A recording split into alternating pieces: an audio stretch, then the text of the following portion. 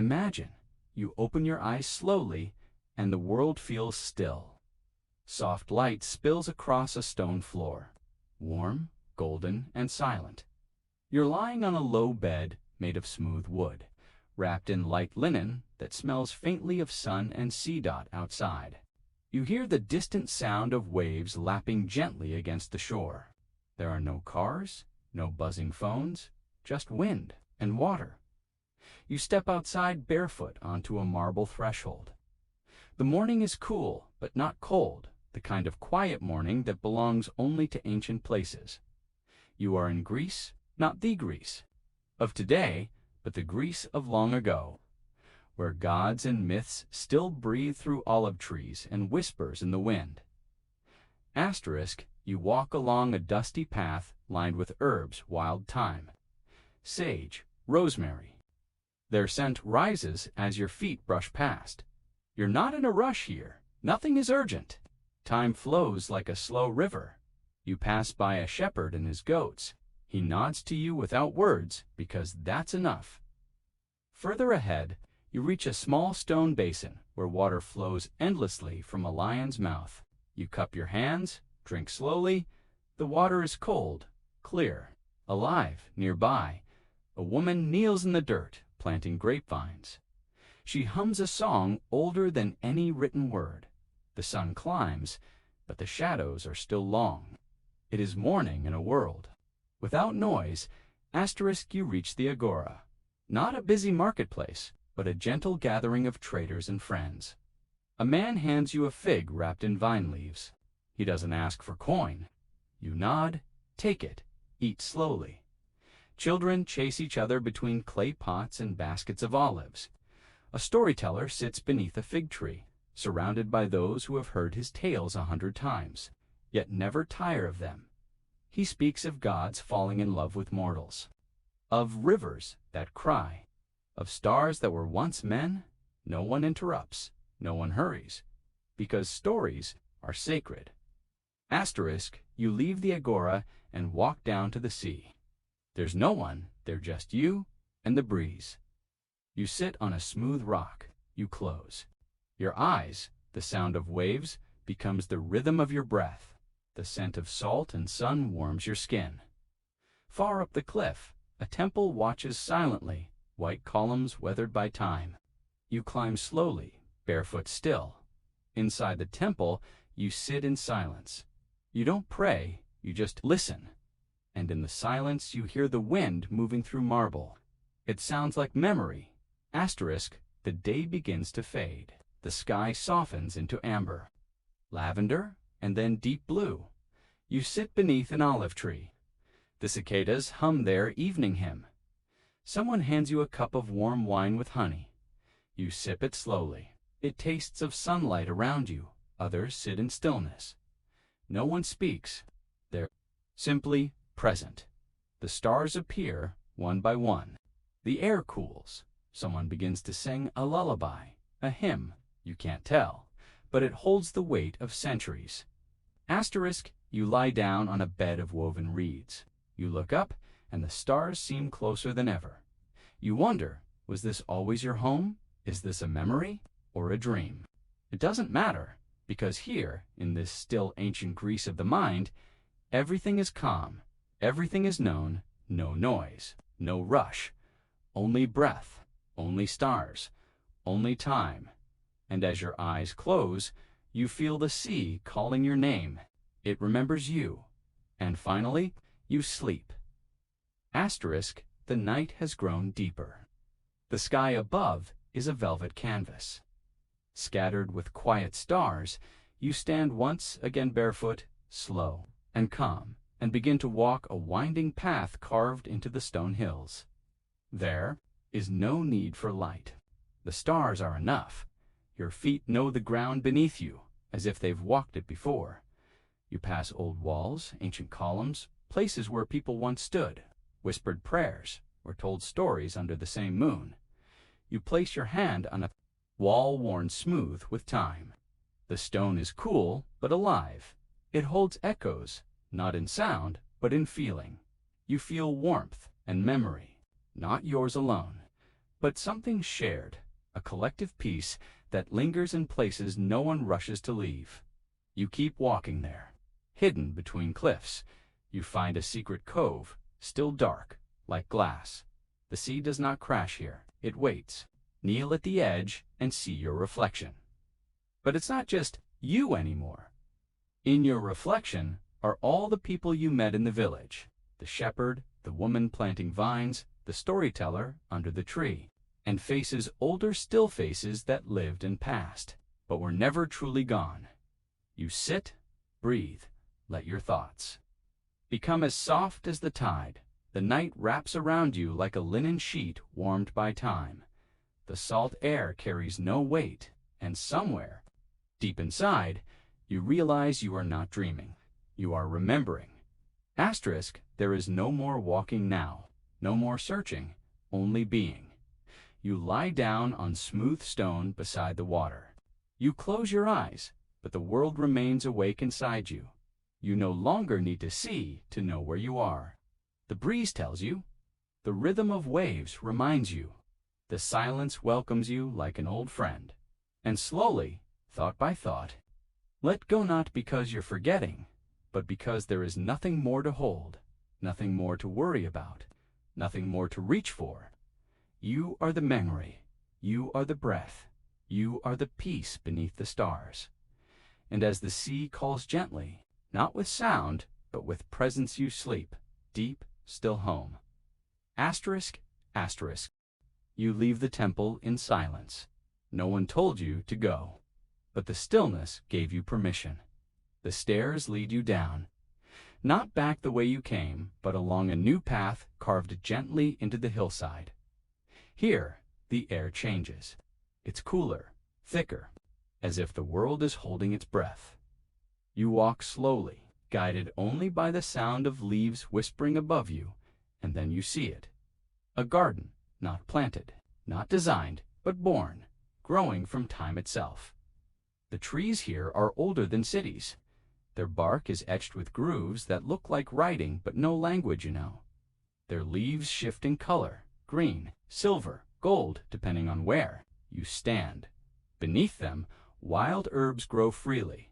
Lavender, mint, chamomile, and some plants whose scent makes your chest feel light, as if it were easier to breathe here than anywhere else. You find a stone bench half broken, covered in moss. You sit, no thoughts, just breath, and then a sound, not outside you, but within. A low, humsteady.com, ancient. It doesn't speak words, but it carries understanding.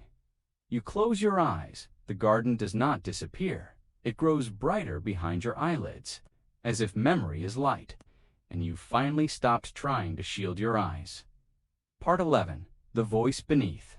The ground you do not fall asleep, but you drift, and as you drift, you begin to sense something below you, not beneath the bench, but beneath the world.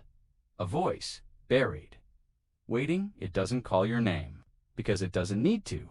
It knows you came for it, not to save it, not to fix it, but to witness it.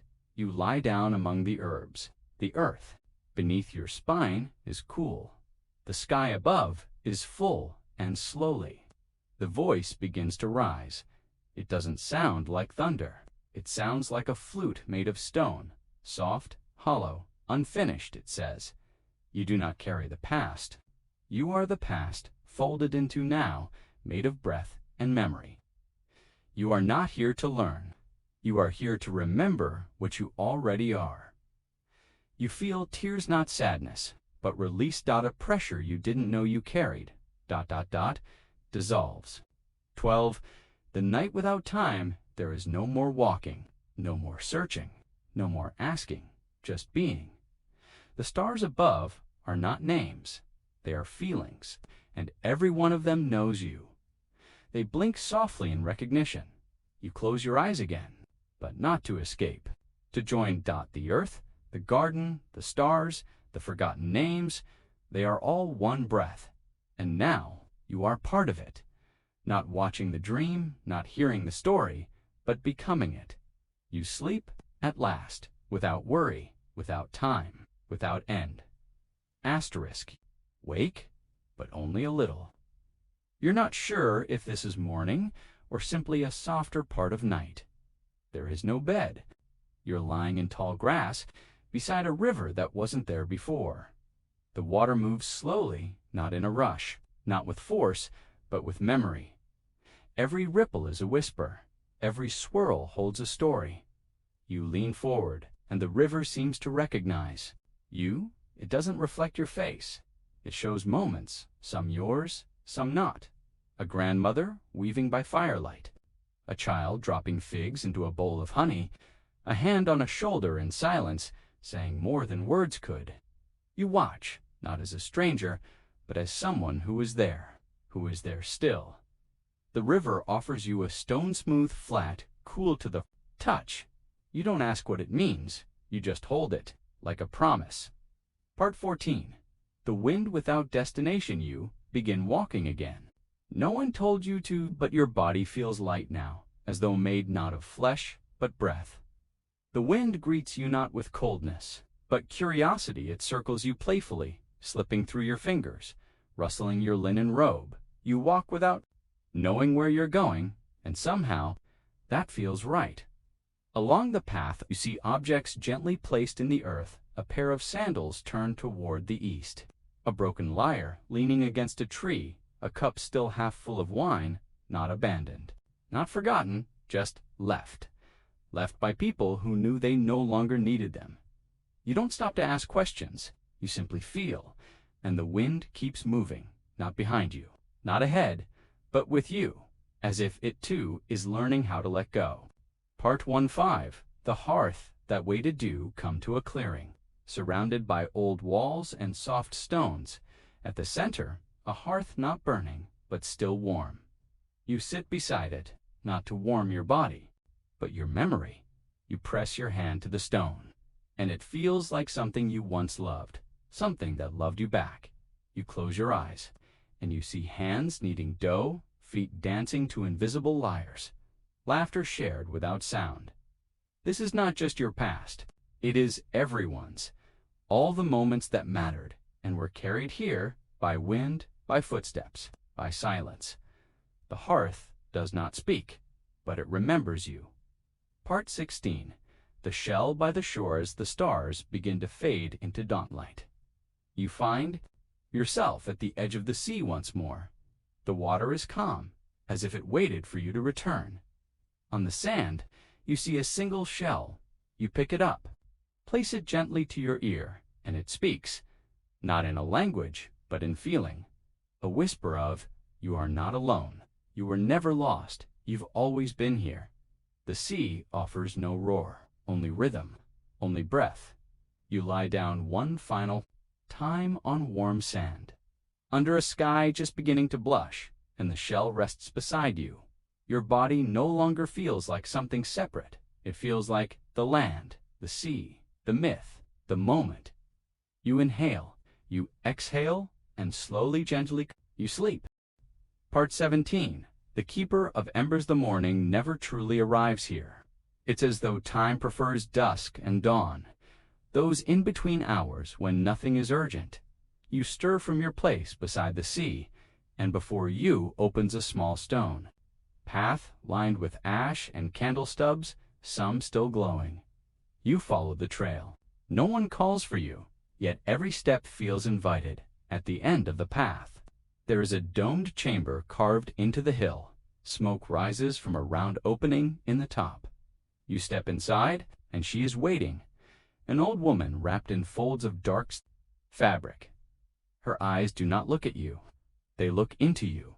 She sits before a low fire. No blaze, just embers, soft orange, endless, dot without words. She gestures for you to sit. You do.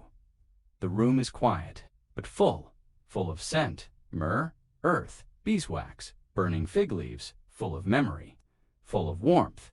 She picks up a single coal, wraps it in cloth, and places it in a small clay vessel. She hands it to you, and finally says, in a voice like worn parchment, "This is the warmth that stays. Carry it, not to burn, but to remember what you once protected." You bow your head, you understand. even if you don't know how. Part 18. The field where the moon rests, as night folds gently over the land once more. You walk out into a wide open field. It is empty, and yet it is full. The moon hangs low above you, closer than it has ever been. It does not shine with power. It glows like a sleeping child's breath, gentle even, safe, in the center of the field. You lie down on your back, holding the clay vessel in your hands. The grass beneath you is cool and fragrant. Crickets sing. Owls pass overhead without sound. The moon watches, not with eyes, but with presence, and in its silent gaze you remember not a moment, but a truth. You are not here to find peace. You are here to realize you've always been made of it. The clay vessel pulses, faintly in your hands. Like a quiet heart, the embers do not fade. They glow more softly. They rest just as you do now. Part 19. The space between dreams at. Some point, you're not sure when, you fall into the space between sleep and waking, that gentle, golden ocean where dreams have no edges. You drift, not forward, not backward, just still. You feel yourself becoming not smaller, not lost, but lighter. As if your body remembers how to float without water, without fear, without needing to hold on. And in that drifting, you hear voices, not loud, not clear, but kind. They hum old lullabies, not to put you to sleep, but to welcome you to sleep. Because here, in this space, rest is not something you enter. It is something that recognizes you and says, there you are. We've been waiting. Asterisk somewhere. Far beyond maps, beyond wind, beyond memory, there is an island. It does not appear on oceans you can name, but your breath knows the way. You arrive not by boat, but by surrender. There is no port, no welcome gate, only a soft shoreline where warm mist greets your ankles like a sigh. You step onto the island, and it feels weightless, not because it floats, but because you do. Around you, tall grass sways in windless air. Light moves, but the sun does not appear, and from every direction they come. The gentle spirits, not ghosts, not gods, just beings made of calm. Their faces are not clear, but their presence is unmistakable. You've met them in dreams before. In moments of silence, in pauses between thoughts, they speak without mouths, they sing without sound. They feel like remembering something important, but not needing to say it out loud. One of them takes your hand. It feels like warm linen in sunlight. Another places a small object in your palm, a feather made of stone. You don't ask what it means. You simply keep it and walk with them, slowly, through fields of silver-leaved trees that whisper lullabies in a language even the stars have forgotten. Part 21. The library of unspoken stories in the heart of the island. There is a structure, neither house nor temple. It is round, open, timeless inside. Walls curve upward like waves, frozen mid-motion, and lining every inch of them, scrolls. Thousands more than you could read in 1,000 lifetimes.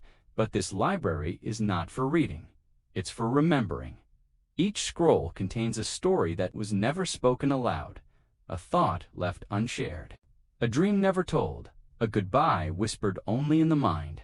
You do not pull a scroll from the wall. Instead, you sit in the center of the room, and the room tells the stories to you. You hear a woman humming as she washes herbs in a mountain stream. You feel the ache of a man who loved someone he never touched. You see the laughter of a child who danced alone, imagining the world clapped for her. These stories are not yours, and yet they are, because they're all made of the same thing you are made of: quiet hope, unsaid truth, the soft, sacred weight of simply being. You stay for a long time, but time does not notice.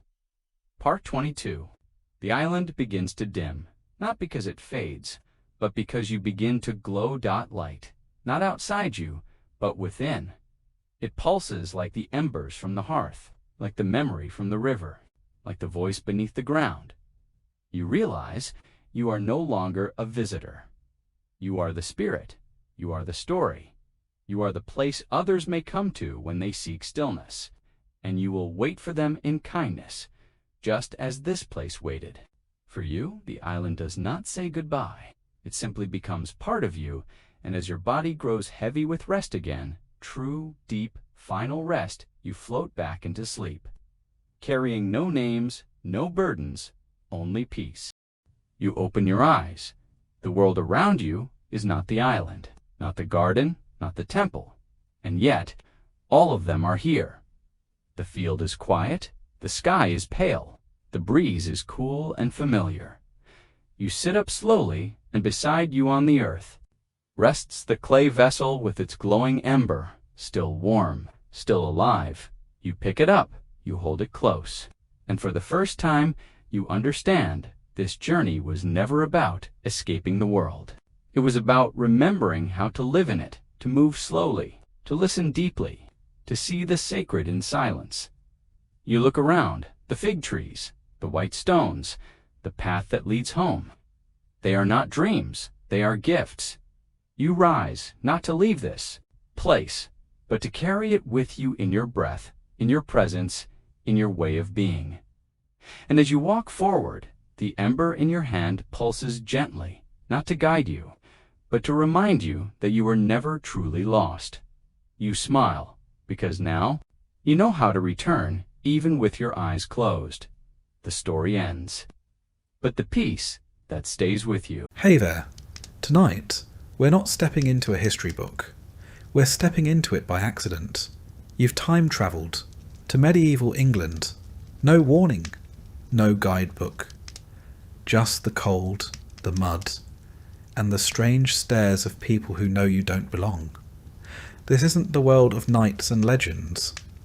This is the world of chamber pots, spoiled bread, and social rules that could get you flogged if you bow wrong.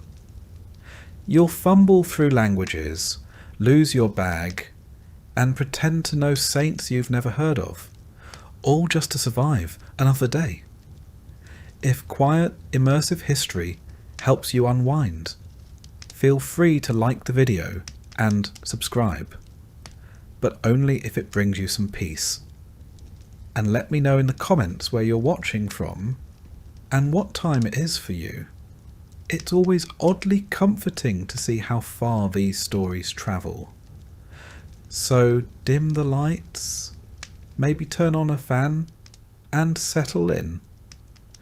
Let's begin with you, waking up in the wrong century. You wake up to silence, not the digital kind, not the hum of appliances or the faint buzz of a city outside your window, but real, pressing, unnerving silence.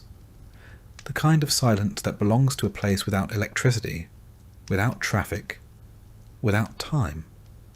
A heavy, unyielding quiet, broken only by the distant rustle of leaves and the hollow hoot of a nightbird.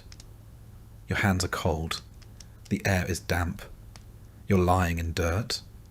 You sit up slowly, heart hammering with a strange mix of confusion and dread. It's dark. Not night in the city dark, but pitch. Total absence of light. Your eyes strain. Eventually shapes begin to form. Trees, moss, maybe a distant flicker of firelight between crooked branches. You reach for your phone. No service, no signal. Just 3% battery and a lock screen that suddenly feels like the last connection to your own world. You try to breathe. Then you notice the smell. Earthy, smoky, not exactly unpleasant, just unfamiliar.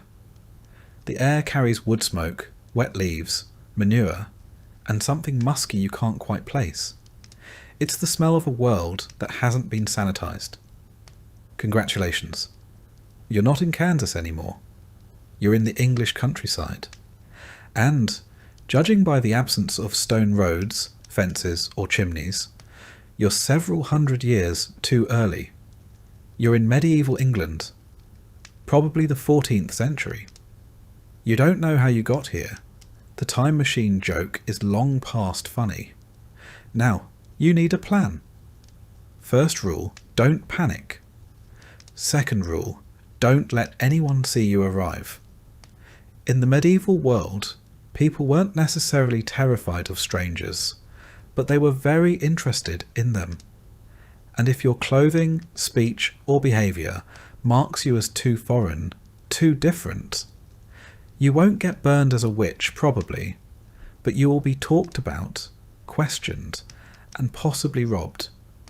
Or worse, forced into some story you can't control. So you move quietly. The forest around you is thick, but not untouched. These aren't wild woods. They've been cut, scavenged, managed. Medieval England's forests weren't untouched nature preserves. They were heavily used for firewood, for hunting by nobles, for gathering mushrooms and berries by peasants if allowed.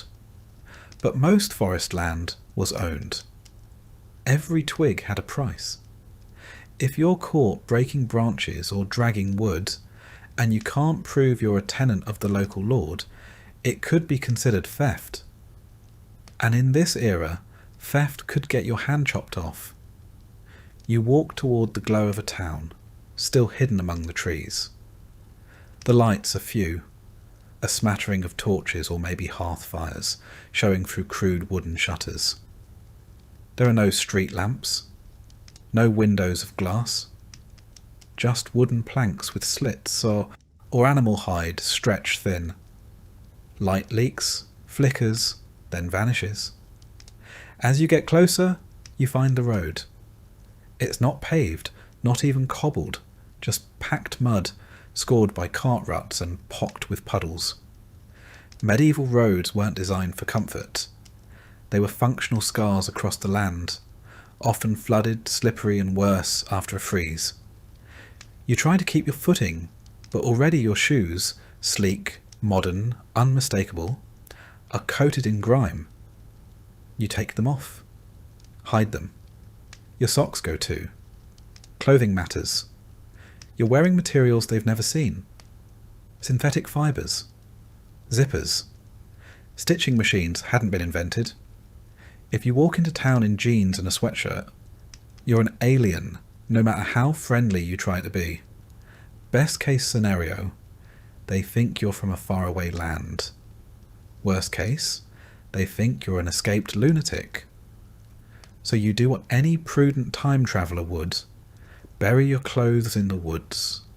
Tuck your phone deep into your bag. Tie your hoodie around a tree. Strip down to a thermal undershirt. It almost passes for a linen tunic. You pull your hair into something vaguely rustic. You rub a little dirt on your face and practice looking underfed. There's a town gate ahead. You approach it just before dawn. Towns in this period often had gates not to keep people in, but to keep animals and thieves out. Many had curfews, often marked by the ringing of a bell at sundown. After dark, entry was restricted unless you had a very good reason. If you'd arrived earlier, you might have been turned away or even fined. But now, as first light creeps in, soft blue and pink across the frost-touched earth, the town begins to stir. You enter with a small group of people, traders, peasants, maybe pilgrims. No one notices you. The street is narrow, muddy. Houses lean at odd angles. They're timber-framed, wattle and daub, meaning wooden slats packed with mud and straw. The roofs are thatched. The air smells like firewood and animal waste. Chickens dart across the path. You almost step on one. People here sleep differently. Most take a first sleep, wake in the middle of the night for a couple of hours, to stoke the fire, say prayers or talk quietly, and then return to a second sleep. The idea of a single 8-hour sleep wasn't common. That's modern. And rare. You pass what must be a blacksmith's forge. Soot-blackened walls, the smell of iron and sweat. A stable. A cookshop. Selling yesterday's bread and something bubbling in a pot that smells like onions and despair. No one greets you, that's good. But they will ask eventually, who are you? In the Middle Ages, everyone belonged to someone. To a household, a guild, a parish, a trade. There's no such thing as a just passing through traveller. If you don't belong to a network, you're not protected. And if you're not protected, you're vulnerable to crime, arrest, or simple suspicion. So you rehearse your answer. You're a pilgrim. That's the safest option. Pilgrims were common, and they could be from anywhere. A story about being on the road to Canterbury or Santiago de Compostela will satisfy most people. You invent a village 400 miles away, hoping no one here has relatives there. You bow politely when someone makes eye contact. Don't shake hands. That wasn't common yet. You speak as little as possible. Your accent is strange. Your grammar worse. You mumble. You smile faintly. And then someone offers you bread. It's dry, dense, mostly rye, probably bulked with barley and bean flour. But it's warm. You chew it slowly, nodding thanks, hoping the act of eating makes you look less like someone who fell from the sky last night. And just like that, you've survived your first hour. But the day hasn't even begun. You've been awake for less than an hour, and already you're someone else. That's how things work here. No passports, no IDs, no background checks, just stories. And in medieval England, your story is your protection. You need one fast. You choose the safest lie you can think of. You're a pilgrim. You tell your first version of it to a stable boy. He asks where you're headed. You pause. Canterbury, you say, not because you're religious, but because it's the only medieval pilgrimage destination you can name under pressure. It works. He nods solemnly and goes back to mucking out straw. That's your new truth now. You're a pilgrim on your way to visit the shrine of St. Thomas Becket, the Archbishop famously murdered in Canterbury Cathedral in 1170. His martyrdom turned the city into one of Europe's most visited holy sites. Pilgrims came from all over, rich and poor, sick and healthy, devout and desperate, hoping for miracles, forgiveness, or just a few days of rest under God's gaze. It's a good cover. Pilgrims were everywhere in the Middle Ages, moving between towns, staying at inns and monasteries, travelling in groups when they could, alone when they had to. Some wore the scallop shell of Santiago. Others carried wooden staffs or painted tokens from previous shrines. Most were poor. Many were ill. A few were fugitives. All were tired. And now you are one of them. The lie isn't just for strangers, it's for yourself too. You repeat it internally, smoothing the edges. You come from a distant village. You're travelling alone because your cousin fell ill. You're visiting Canterbury because your brother had a dream. You're doing penance for a sin you won't name. You've practiced just enough church Latin to make your mumbled prayers sound authentic. Your story buys you shelter. A grey-robed monk at a small priory hears your tale and waves you inside. He doesn't ask many questions. He doesn't seem surprised by your strange accent or your patchy knowledge of scripture. Pilgrims were expected to be odd. You say you've been walking for weeks. He believes you.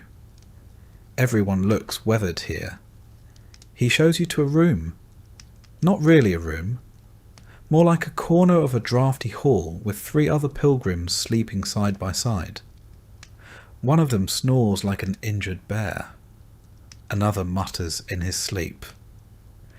You pull your borrowed wool cloak tighter around your shoulders and try not to think about the bedbugs. Hospices and monasteries were some of the few places in medieval Europe where travellers could sleep without paying coin. The church was legally and spiritually obligated to provide charity to pilgrims. That obligation was sometimes ignored, of course, especially if the monk in question was having a bad day or the priories were stretched thin. But most would still offer at least some stale bread, a spoonful of pottage, and a patch of floor near a fire. You eat what you're given: barley pottage, boiled grey and salted with tears. You chew slowly, trying not to think of seasoning.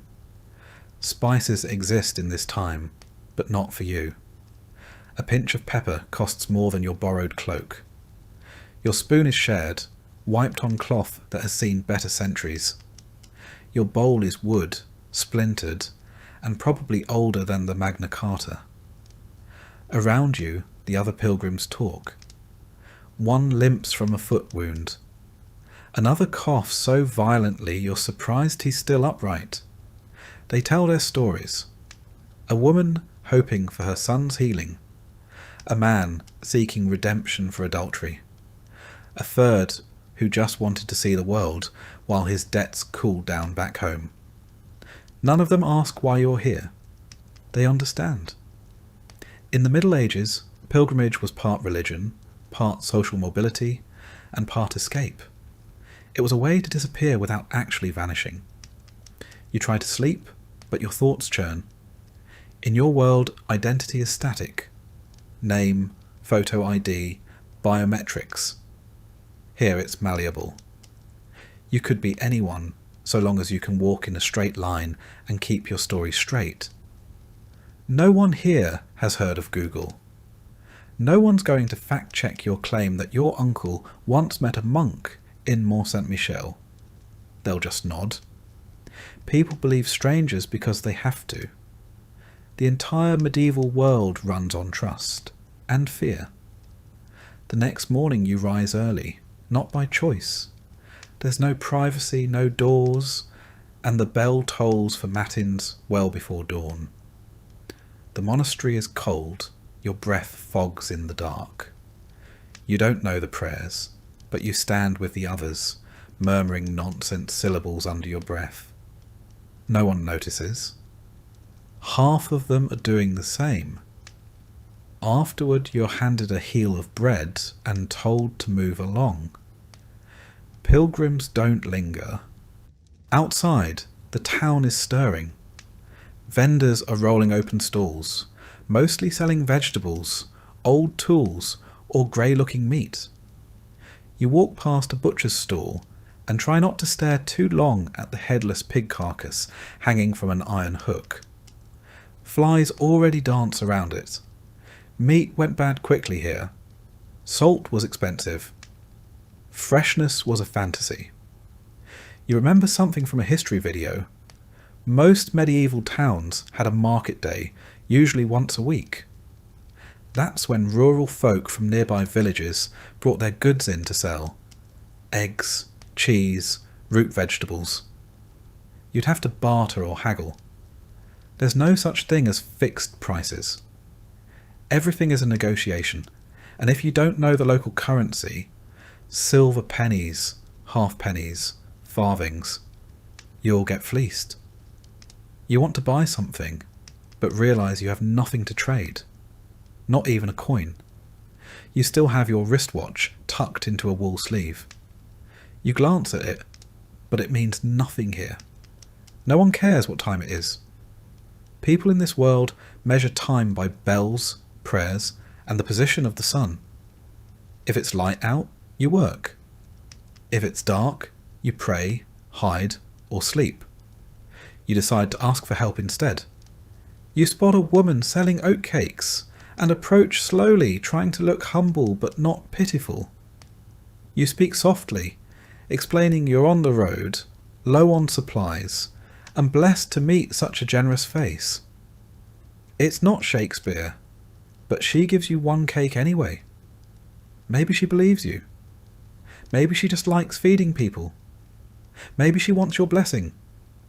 Pilgrims were holy, or at least adjacent to holiness. Many townsfolk believed that aiding a pilgrim earned favour with God. You say a quick Deus te benedicat in your best fake Latin accent. It means, God bless you. She nods, pleased. You chew slowly as you wander the streets. The oat cake is dense, unsweetened, and laced with something bitter. Wormwood, maybe, or just bad grain. Still, it's food. You count your blessings. 1 oat cake, 2 working legs, no fever. Yet. You pass a group of children playing in the dirt. One of them is holding a carved wooden hoop, rolling it along the ground with a stick. Another clutches a crude doll made of rags. They stop and stare at you. Not in fear, just curiosity. One points to your wrist. You cover it instinctively. That's when it hits you. You're not out of the woods. You've got your story, your cloak, your pilgrim status. But you don't have years of dirt under your fingernails. You don't carry yourself like someone who's been beaten down by a lifetime of scarcity. You walk too straight. You flinch at smells. You make eye contact too much. It's subtle, but it's there. To them, you still don't quite belong. So you drop your gaze. You shuffle a little more. You mimic the limp of the man you saw last night. You avoid direct questions. You learn to listen before you speak. This world doesn't care how smart you are. It cares whether you follow the rhythm, blend in or vanish. That night, you find another place to sleep. A barn offered by a generous farmer in exchange for chopping wood. You say yes before he finishes the sentence. Your hands blister after 5 minutes. He doesn't notice, or doesn't care. Labour is labour. Pain is normal. As you lie in the hay, curled into a ball against the cold, you rehearse your story again. You're a pilgrim. From the north. On the road to Canterbury. Travelling for penance. Alone, always alone. And as the stars turn overhead, bright and indifferent, you realise this truth. Lying is easy in the Middle Ages. Living is not. You wake to bird song and a stiff neck. The straw you slept on has shifted in the night, and now a twig has embedded itself somewhere beneath your shoulder blade. You roll over slowly, swatting at gnats, and blink your eyes open to a patch of grey sky and the low, heavy branches of oak. There's no roof here, just tree limbs and fog. This is your camp now. No walls, no hearth. Just a hollow in the earth, behind a mossy boulder, hidden off the forest path. The best place for someone like you to disappear for a while. You are lucky to be offered work. Not everyone is. The farmer's sister, or perhaps his wife, you couldn't tell, told you there was a need for extra hands gathering firewood and herbs from the forest. You agreed before asking what it entailed. You needed the food. You still do. So now, for today, you are a forager. And like everything else in the Middle Ages, this job comes with rules. First rule: the forest does not belong to you. That might be hard to accept, especially if you come from a world where trees are public, land is protected, and anyone with a pair of hiking boots can wander freely. But here, in the 1300s, the forest is not wilderness, it is property. Every stretch of woodland in England is either held by a noble, claimed by the crown, or attached to an estate. You do not own the acorns. You do not own the rabbits.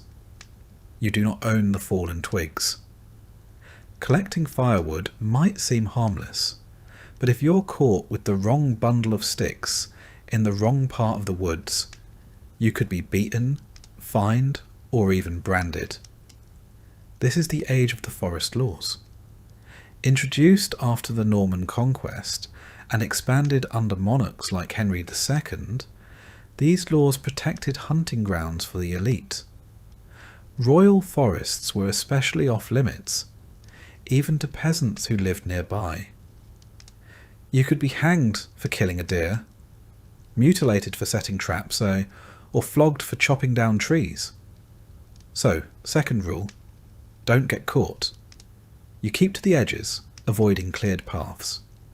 You carry a dull knife and a sack that once held barley. You pick up only what's already fallen. Twigs, small branches, dry bramble. No cutting, no chopping, just gathering. The forest is quiet in the early hours, save for the rustle of squirrels and the distant call of a wood pigeon. You see no other humans. Good. That's what you want. The best foragers are the ones no one notices. But silence doesn't mean safety. The forest is still dangerous. Wolves are gone mostly, hunted out of southern England by this century. Bears have been extinct here for hundreds of years. But there are still dangers. Wild boars, hornets, and most of all men. You hear a crunch behind you? You freeze. Just a deer. Probably. Still your heart hammers. Bandits are real here. The woods are a natural hideout for the desperate. Escaped serfs, outlaws, deserters from local militias. They live rough, ambush travellers, and disappear into the trees. The king's law doesn't stretch far into these parts. If someone robs you out here, you won't get justice. You won't get anything. So you keep your head down and work faster. You don't just gather firewood. You're also collecting wild herbs. The farmer's sister, no, his wife, you've decided, gave you a list scrawled with marks you can't read. But she named them aloud: yarrow, mugwort, chickweed, comfrey, plantain. You recognise some. You pretend to recognise the rest. These plants are not just for flavouring food, though food could certainly use the help. They're medicine, insect repellent, even magic in the eyes of some. You pick them carefully and place them in separate cloth pouches. You whisper their names under your breath, part prayer, part memory. A patch of nettles stings your hands. You wince, but say nothing. No gloves. You'll just deal with it. You take a break at midday, crouched near a tree stump. Your lunch is a crust of rye bread, hard as stone, and a pinch of salt from the bottom of your pocket. You eat it slowly like it matters. There's water nearby, a stream, shallow and slick with green algae. You scoop some into your hands and drink. The taste is earthy. You'll probably regret this tomorrow. Maybe tonight. But the beer you were given is long gone, and you need something to wash down the bread. You spot a small bundle of mushrooms under an elm. White caps, fragile stems. You pause. Mushrooms are dangerous here. One wrong guess and you'll die vomiting in a ditch, your skin grey and your mouth foaming. Medieval people knew this. Folk wisdom passed from mothers to daughters warned of the poisonous kinds. Death caps, destroying angels, fools' mushrooms. But they also prized the safe ones. Puffballs, morels, field mushrooms. You decide not to risk it. You leave them. You spend the afternoon weaving through thickets, your legs scraped and your knees soaked with bog water. A bramble tears your sleeve. You make a note to mend it later, if you can find a needle. Your cloak is already threadbare, and your tunic smells like every bad thing you've touched in the last 24 hours. As you walk, your mind drifts. You think about what it would be like to live this way every day. Some people do, the poorest villagers, widows, orphans, landless peasants, often supplement their diets by foraging. Some even make it their primary trade, gathering herbs and firewood to sell at the market. These forest workers are not respected. They're seen as borderline vagrants, useful when someone needs birch bark or sage, ignored otherwise. But their knowledge is immense. They know which tree bleeds the cleanest sap, which root breaks fevers, which patch of moss makes the best poultice. Their wisdom is passed quietly, never written down. You wonder how many secrets have already been lost. By late afternoon, your sack is full. Your shoulders ache. Your fingers are bleeding from thorns. You begin the walk back, retracing your steps to avoid any unfamiliar paths. Getting lost in a medieval forest is not poetic. It's deadly. No GPS, no signage. If the sun sets before you find the road, you may not make it out. You emerge from the woods just as the sky begins to dim. The farmer is waiting near the fields. He eyes your haul and grunts approval. His wife takes the herbs without a word and drops a turnip into your palm. That's your pay. You want to complain. You want to say you worked all day for a root vegetable, but you don't. Because in this world, complaining is dangerous. Gratitude is safer. You nod and say thank you. She doesn't smile, but she doesn't hit you either. You eat the turnip raw, sitting by the dying embers of the farm's cook fire. It's bitter, but it fills the space in your stomach. Just barely. That night, you sleep in the barn again. The cows are snoring. A chicken perches dangerously close to your head. You lie on a pile of old straw and stare at the rafters. You think about the forest, its silence, its rules, its quiet judgment. You were only there for a day. Some people never leave. You really thought you were ready. You'd downloaded PDFs, watched hour-long YouTube linguistics breakdowns, even practiced aloud in your car like a lunatic. Godna deg, you had muttered proudly to yourself in the mirror. Ik eom kumen from Feoran. You had this. You were going to blend in with the locals. Fool them all. But now that you're here, really here, standing in the cobbled market square of a medieval English town, surrounded by smells you can't describe, and people who all seem to be speaking while chewing gravel, you realise you have absolutely no idea what anyone is saying. It's not just the accent. It's not just the slang. It's that they're not even speaking the language you studied. You'd chosen Old English. Figured it was the safe bet.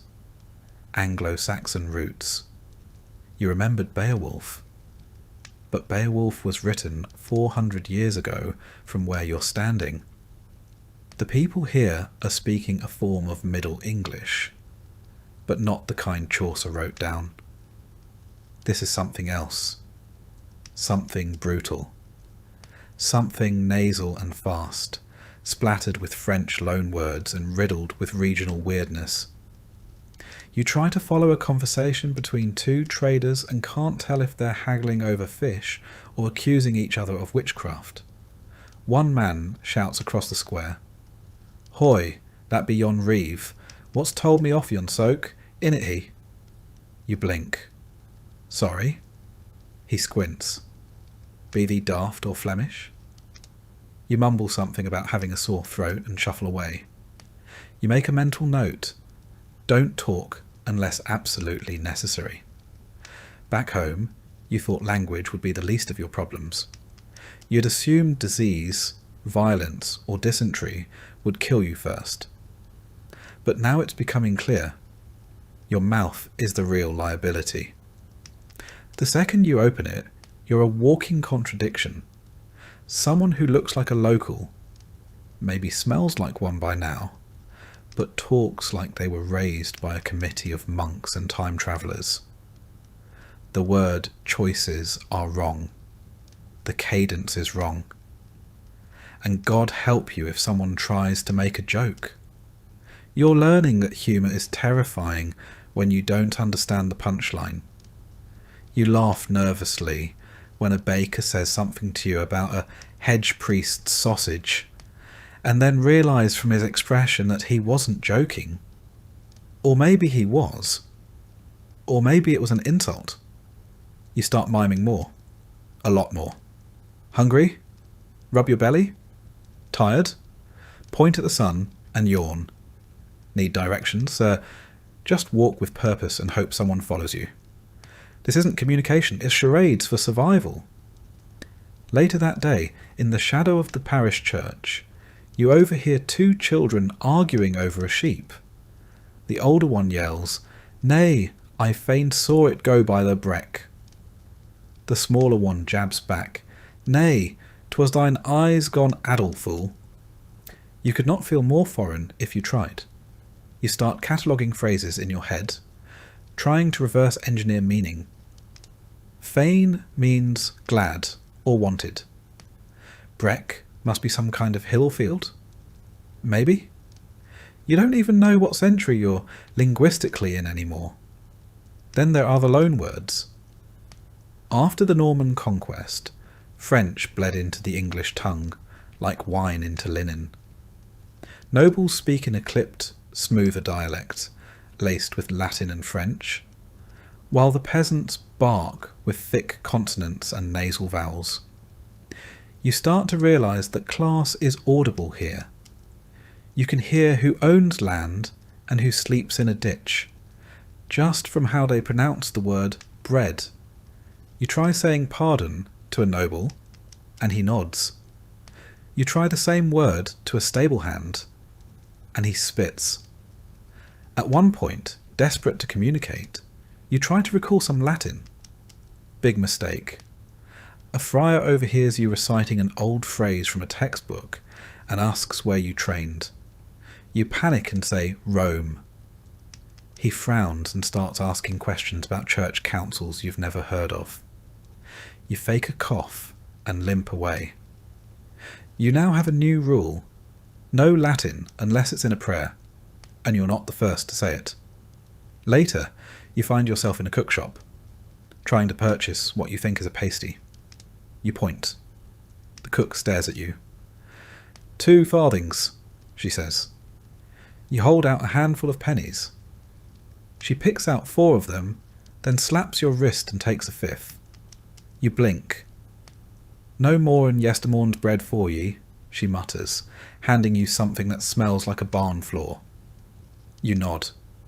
Cheers, you say instinctively. Everyone in the room freezes. You realise, too late, that cheers is not a medieval word. Not like that.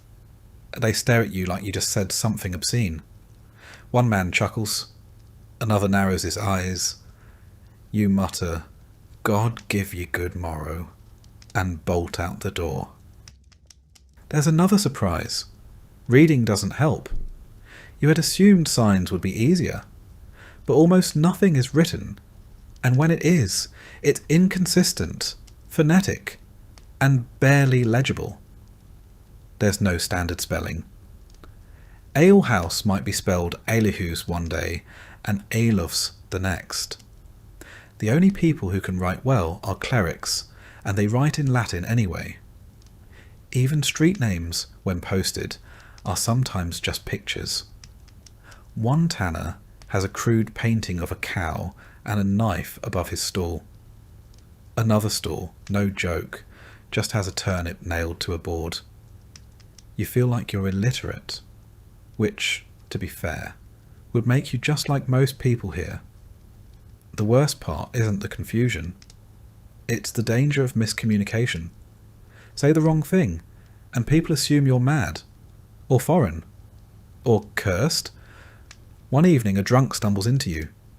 You instinctively say, sorry, my fault. He squints. My fault? What, you confess into witchery, are you? You quickly change it to, Forgive me. I was clumsy. That seems to work. Barely. You realise, in this world, words can get you hurt. There's no Yelp, no customer service, no ironic oops to shrug off a mistake. The people here live close to violence, suspicion, and insult.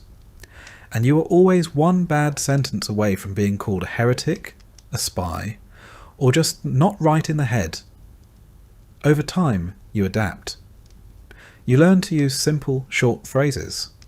You copy what others say, even if you don't fully understand. You start saying I instead of yes, nay instead of no. You use gestures whenever possible. You never ask questions unless someone else asks one first. You listen more than you speak.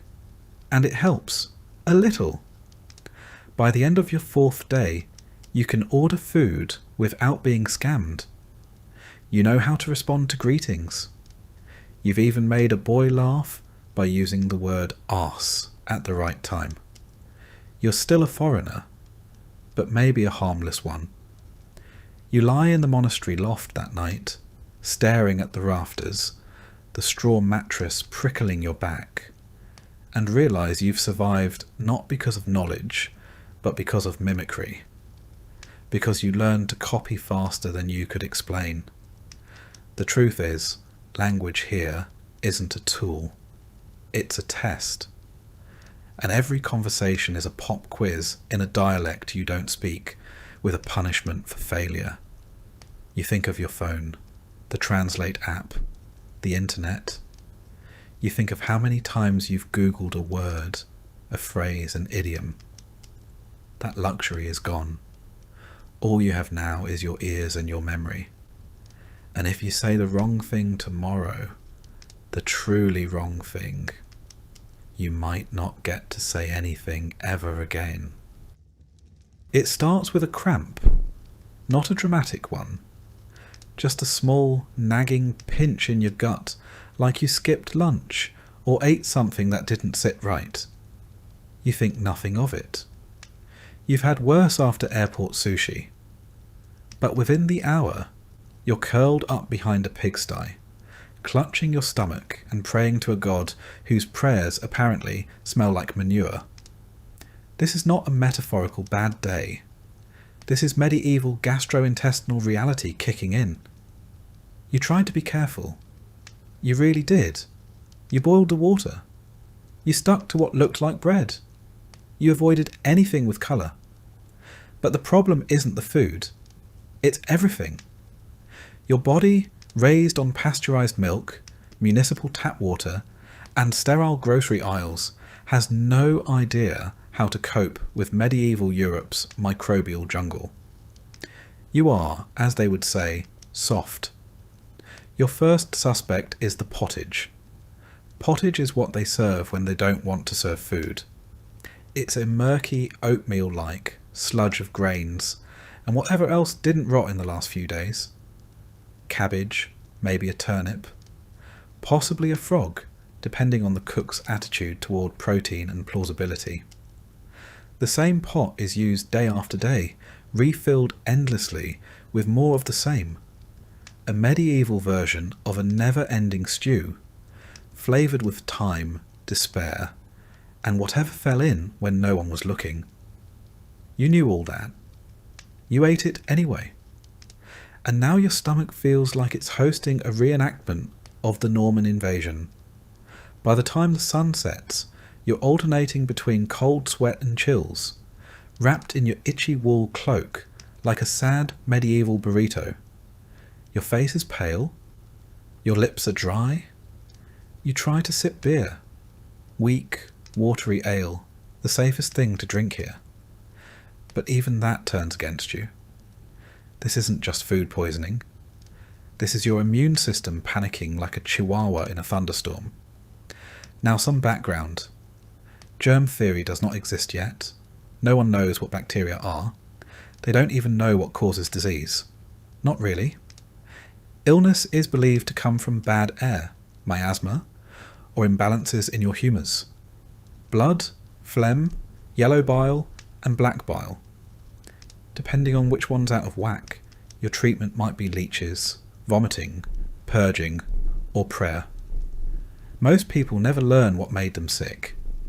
They just get sick. And either they recover or they disappear. So when you wake up the next morning still alive, groggy but breathing, you've already done better than a decent percentage of your contemporaries. A nun finds you that morning, collapsed near the back wall of a Dominican friary, looking like a broken scarecrow. You try to stand, but the world tilts sideways and your legs fold like bread dough. She doesn't flinch, just lifts your chin, squints at your eyes and tucks something bitter and leathery into your mouth. It's disgusting, like someone soaked tree bark in vinegar and sadness. You try to spit it out, but she shushes you with the force of someone who has done this 1,000 times. You chew, you swallow, you don't vomit. A victory. She doesn't ask who you are. She doesn't report you. She just presses a coarse cloth to your forehead and mutters a prayer you can barely follow. It's Latin, and you catch only a few familiar phrases. Something about mercy. Something about healing. Something about how humans are like dust. You nod weakly. That last part sounds about right. This, you'll learn, is one of the rare benefits of the medieval world. While medicine is horrific, charity is baked into the culture, especially through the church. Religious orders run rudimentary infirmaries. Monasteries often have a hospitaller, a monk or nun responsible for tending the sick, even outsiders. Hospitality is sacred. If you're lucky, and you were, they will treat you even if you can't pay. And here's another historical wrinkle. You're not alone. Half the town is sick with something. Coughs, skin infections, fevers. It's a walking petri dish. Sanitation is theoretical. Hygiene is seasonal. Medicine is improvised. And yet, somehow, people survive. Over the next 2 days, you barely move. The friary lets you lie on a straw mat near the wall, not quite in the infirmary, but close enough to be monitored. A girl brings you thin broth in a chipped wooden bowl. You manage a few sips. You are so exhausted it feels structural, like even your bones are tired. Every joint aches. Your spine feels like it's been rolled down a hill. Your breath smells like you've been chewing onions in a tomb, and you're pretty sure that none changed your shirt while you were unconscious. You'll thank her later. When you finally manage to sit upright without tipping over, you hear it, the bell tower striking sext, noon. Time is marked here not by watches or apps, but by bells, 7 canonical hours, each a holy checkpoint. You learn them by accident. You become a creature of bells, of hunger, of gut sounds, and the occasional vision of St. Peter riding a flaming goat. Okay, that part might have been the fever. By the 3rd day, you've graduated to walking. Slowly. You help sweep the courtyard to show your gratitude. Your legs wobble like they've forgotten what being vertical means, but you don't collapse. The friar overseeing you nods in approval. He offers you another lump of that foul root stuff. Maybe horehound, maybe licorice, maybe just dirt, and you chew it dutifully. He claps you on the shoulder. You take it as a blessing, or a warning. You've been sick, really sick, but you didn't die, and that makes you a statistical outlier. Historically speaking, many people didn't get better. Illness in the Middle Ages could mean anything from a passing bug to your last few days on Earth. Infant mortality rates were horrific. The average life expectancy hovered around 35, but that's skewed heavily by child deaths. If you made it past 10, you had a decent shot at surviving to 50. But illness was never a surprise. It was a companion, part of life. You expected it, endured it, and when it came for your neighbour or your child or your spouse, you grieved, briefly, and carried on, because there was always more to do, always another fire to stoke, another field to plough, another mouth to feed. You learned something else in your recovery. People don't talk about sickness the way you're used to. No long venting sessions. No long-winded symptom breakdowns. No, how are you holding up texts, they shrug. It's the season, they say. Or it's God's will. Or just it happens. And in a way, it makes sense. When illness is everywhere, and medicine barely functions, talking about it doesn't help. So they don't. It's humbling. And a little terrifying. Because if you fall sick again, and you probably will, you might not be lucky next time. You might not find the nun. You might not be near a friary. You might just collapse in a gutter and not wake up. The next day you feel strong enough to leave. The friar gives you a pat on the back. The girl with the broth smiles shyly. You try to say thank you in the local dialect, but it probably comes out closer to, I kneel in the direction of your turnip. They don't correct you. You walk out of the friary and into the morning light, a little bent, a lot grateful, and 7 pounds lighter. Everything smells stronger. Bread, smoke, dung, sweat. The world feels sharp. Real, present, you survived. And in the Middle Ages, that's enough to count as a good day. You wake up with a new appreciation for life, also with no bag. It takes you a few seconds to register what's missing. You pat the ground around you, check under your straw mat, then under the mat of the man beside you, who is snoring with the delicate subtlety of a charging ox. Your satchel, the one that held your last pair of socks, 2 small coins, a now precious bar of emergency chocolate, and your hidden compass, is gone, vanished, along with any lingering belief that you are beginning to blend in. You sit up and look around.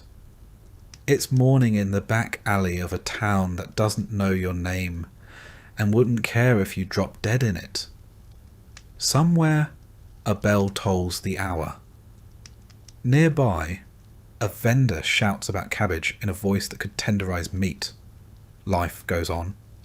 Just not your life, not as planned. Let's be clear. You've just been robbed and nobody cares.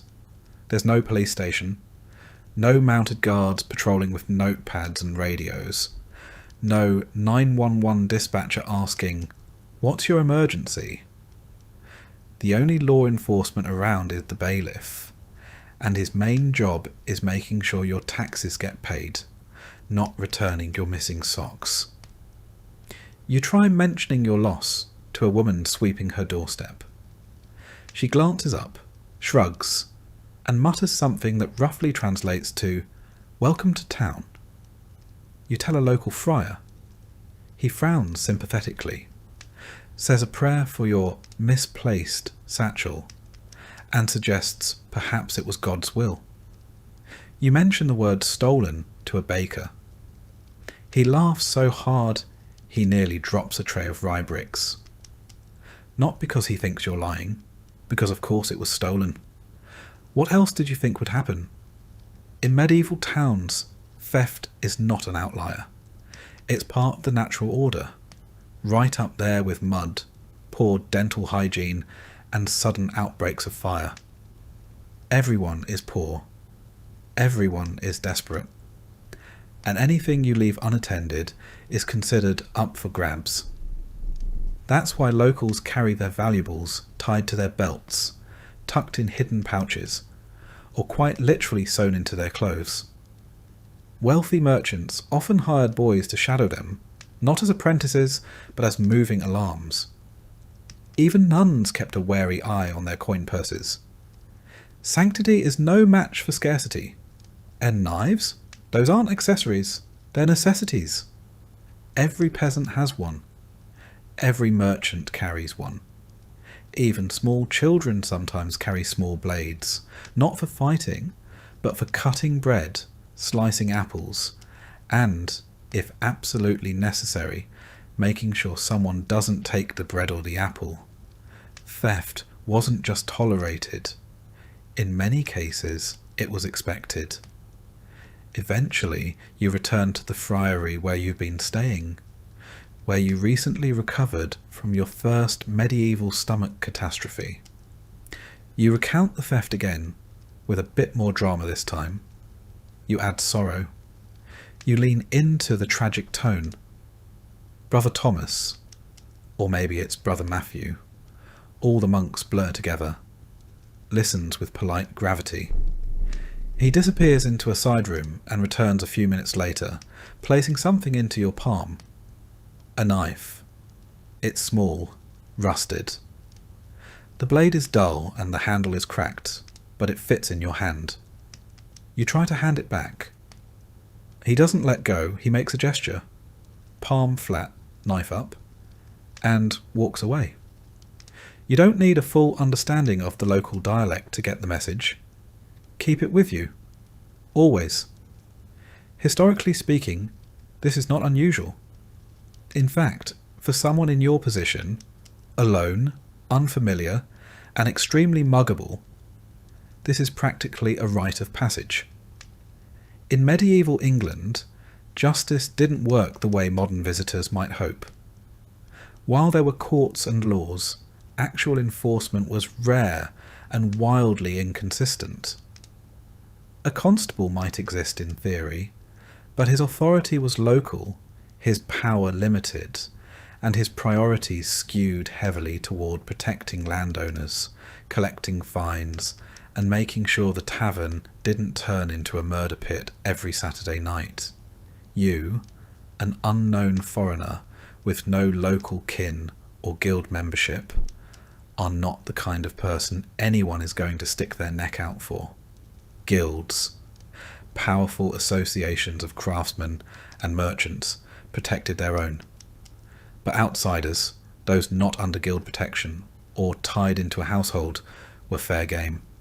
And you're not in a guild. You're not from a household. You are a walking opportunity. Markets are the worst.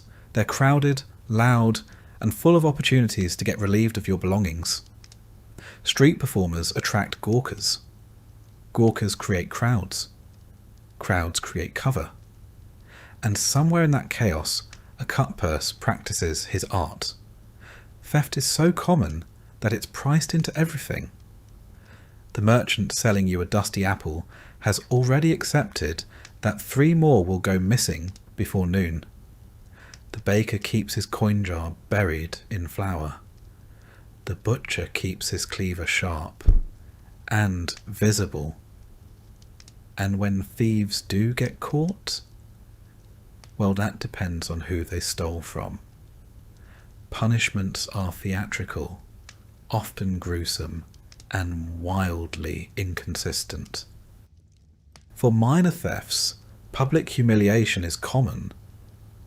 A thief might be tied to the pillory and pelted with rotten turnips, or forced to wear a wooden plaque proclaiming "I stole a chicken" while being paraded through the streets. Repeat offenders, or those unlucky enough to steal from the wrong person, might lose a hand, an ear, or both. In some places, thieves are branded with hot irons to mark them for life. In others, they're hanged. No trial, no appeal, just a rope and an audience. You quickly realise that while the law is slow to act, it's spectacularly vicious when it does.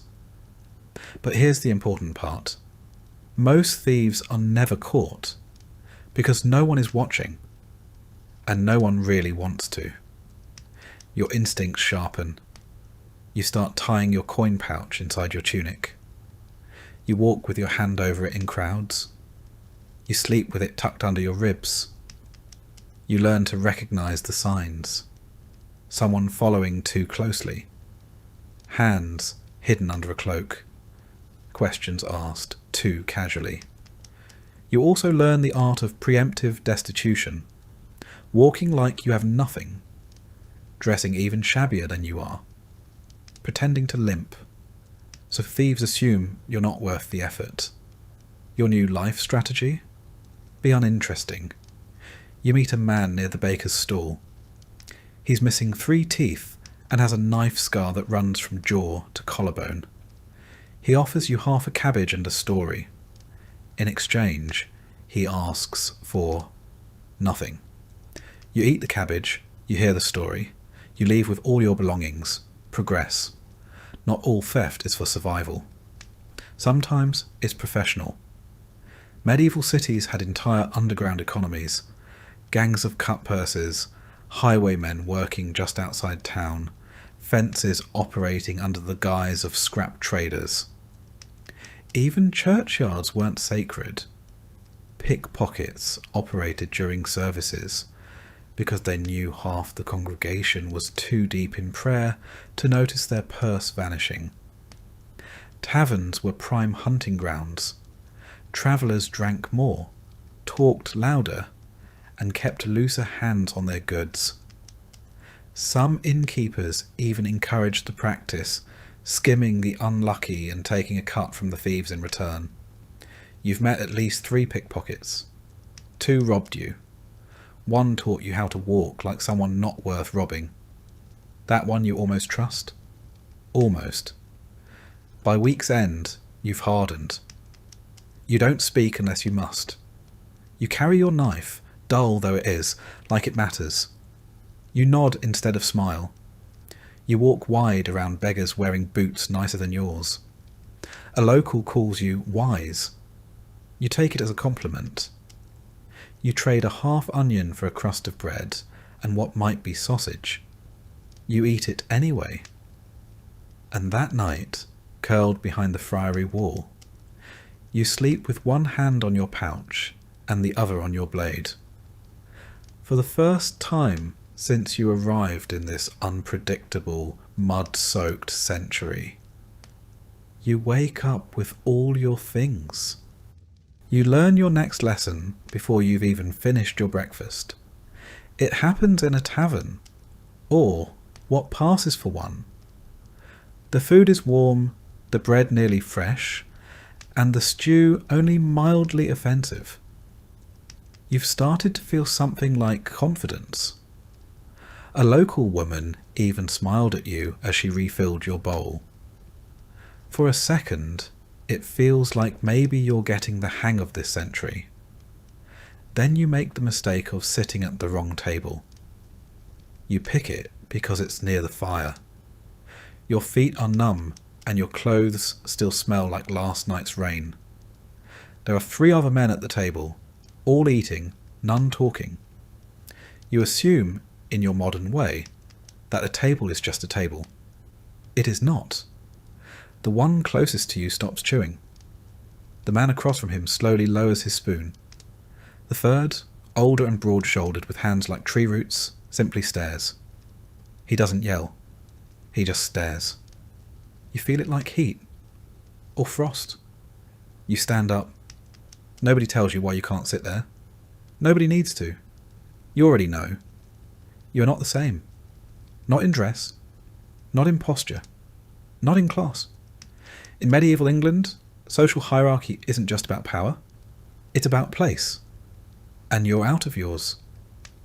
You take your stew to a bench by the door. It's colder, but safer. You begin to notice it everywhere. The way some people don't step aside when you pass. The way others bow, but only slightly. The tilt of a head, the cut of a tunic, the colour of a belt. These aren't fashion choices. They're signals. Class isn't a guess here. It's a script. Everyone plays their part. Lords command. Knights strut. Guildsmen puff their chests. Peasants look down. Servants vanish into the background. Even children know who they're supposed to bow to. It's instinct. Cultural muscle memory. And you? You're a blank page, which is dangerous. You bow too deeply to a merchant's wife. She laughs. Her guards don't. You raise your voice at a servant who shorted you on bread. He spits in your stew, and no one does a thing. You try to explain yourself once, out loud, to a baker. I didn't know. He looks at you like you're an idiot. Then you shouldn't be here. Fair. Historically speaking, this wasn't rudeness. It was survival. Medieval society was rigid by necessity. There were no resumes, no ID cards, no LinkedIn pages. Your clothes, your speech, your posture, that was your identity. Those were the clues that told others how to treat you. And if you didn't follow the rules, the whole system frayed. Most people were born into their station and died in it. If you were a villain, a kind of unfree peasant, you couldn't just become a merchant. If you were a tanner, you were expected to stay a tanner. The few who climbed ranks usually did so through the church or by military service. And even then, it took a generation or two. Everyone else stayed firmly in their lane. You meet a man named Will near the blacksmith's stall. He looks at you with a kind of exhausted pity and tells you the rules. Not all of them. That would take weeks. But enough to keep you from offending the next person you speak to. You don't touch anyone wearing silk, he says. Not even if they're choking. You blink. What if they need help? Then pray for them, he says, from a respectful distance. He explains that colours are codes.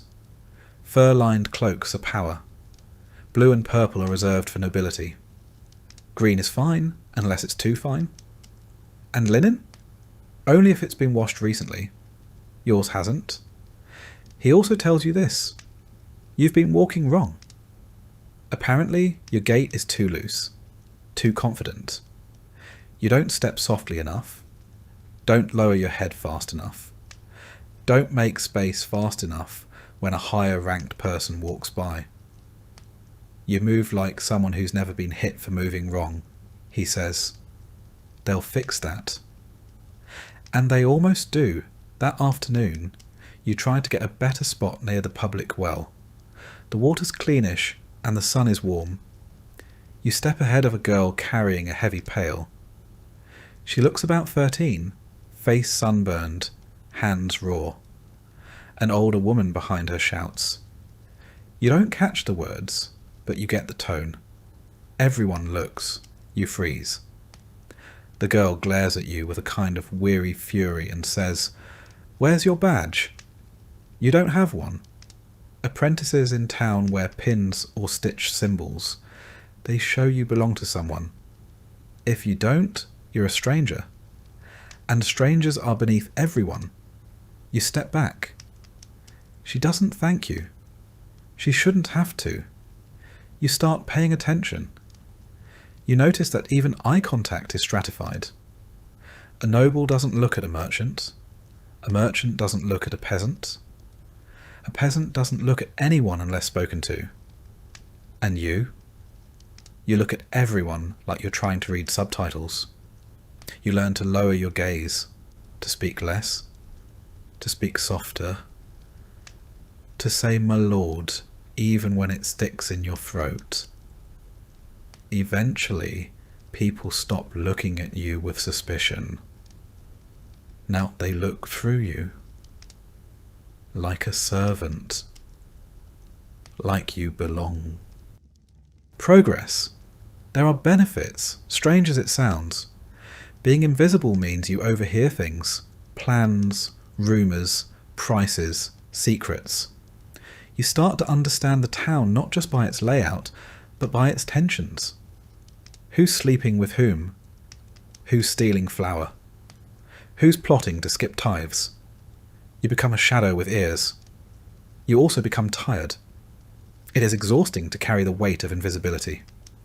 You begin to dream of modern things not for comfort, but for clarity. A line, a menu, a name tag, something to tell you where you stand. Because here, you never quite know.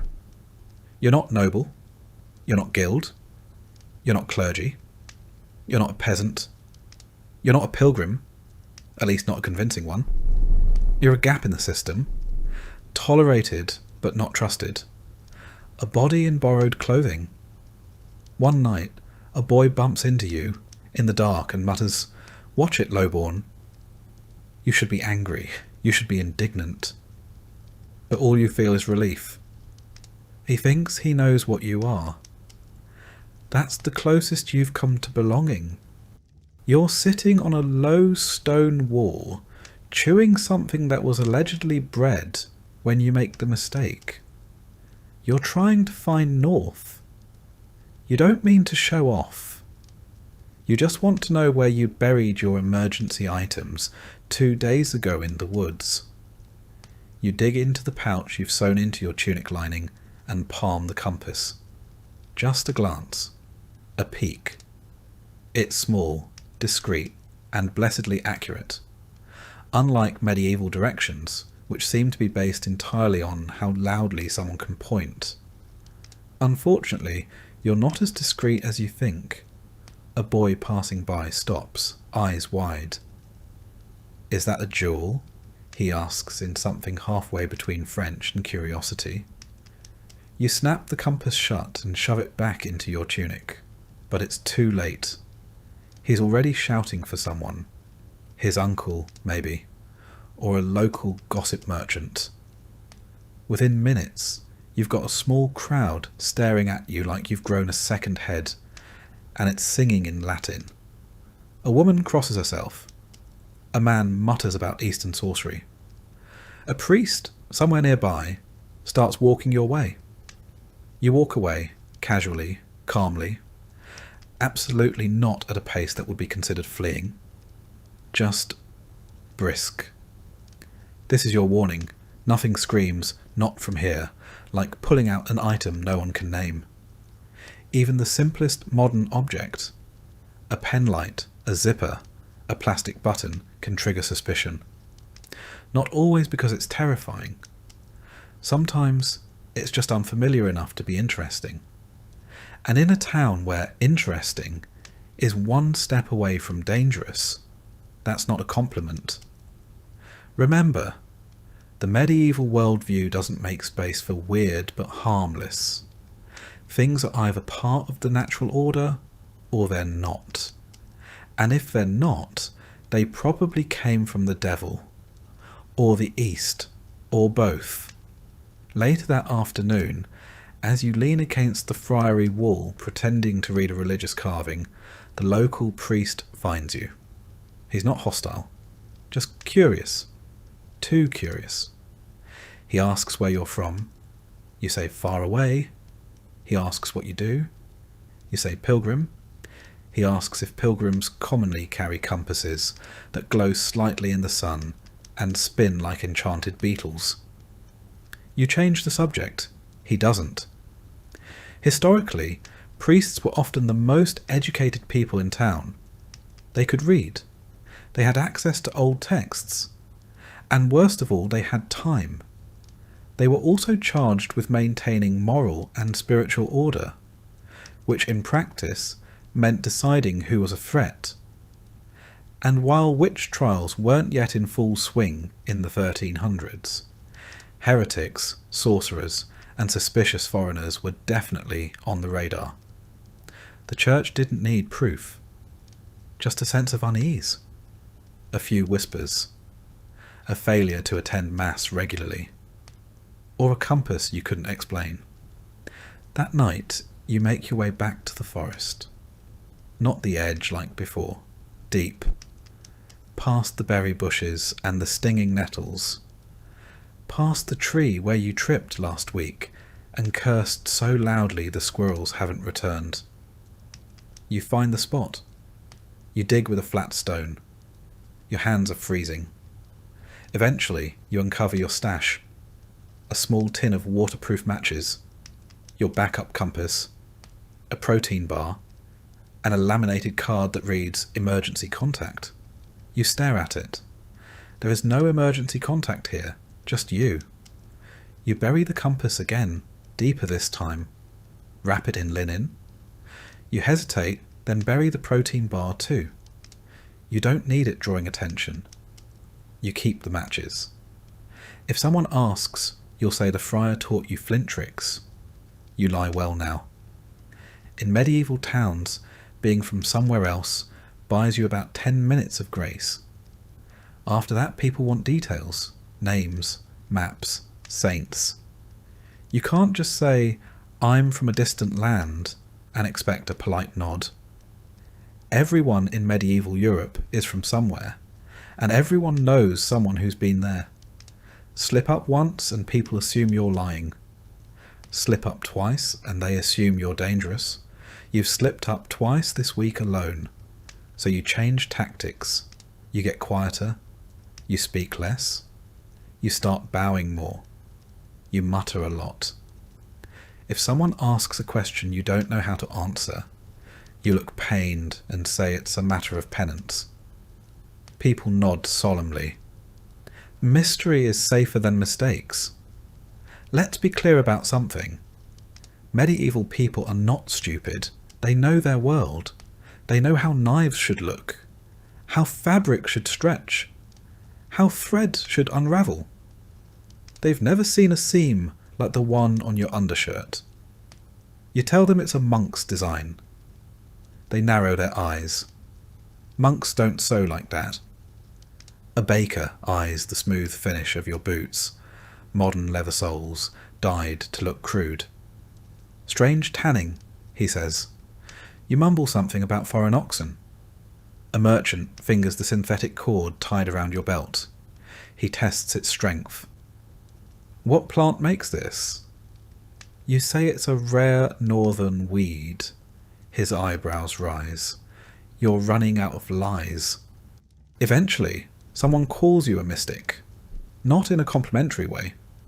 It happens after you help a child who scraped his knee. You cleaned it with wine, wrapped it with clean cloth, said nothing magical. But the child got better quickly. Too quickly. A neighbour saw. A neighbour told. Now people think you know things. It's not always dangerous to be called a mystic.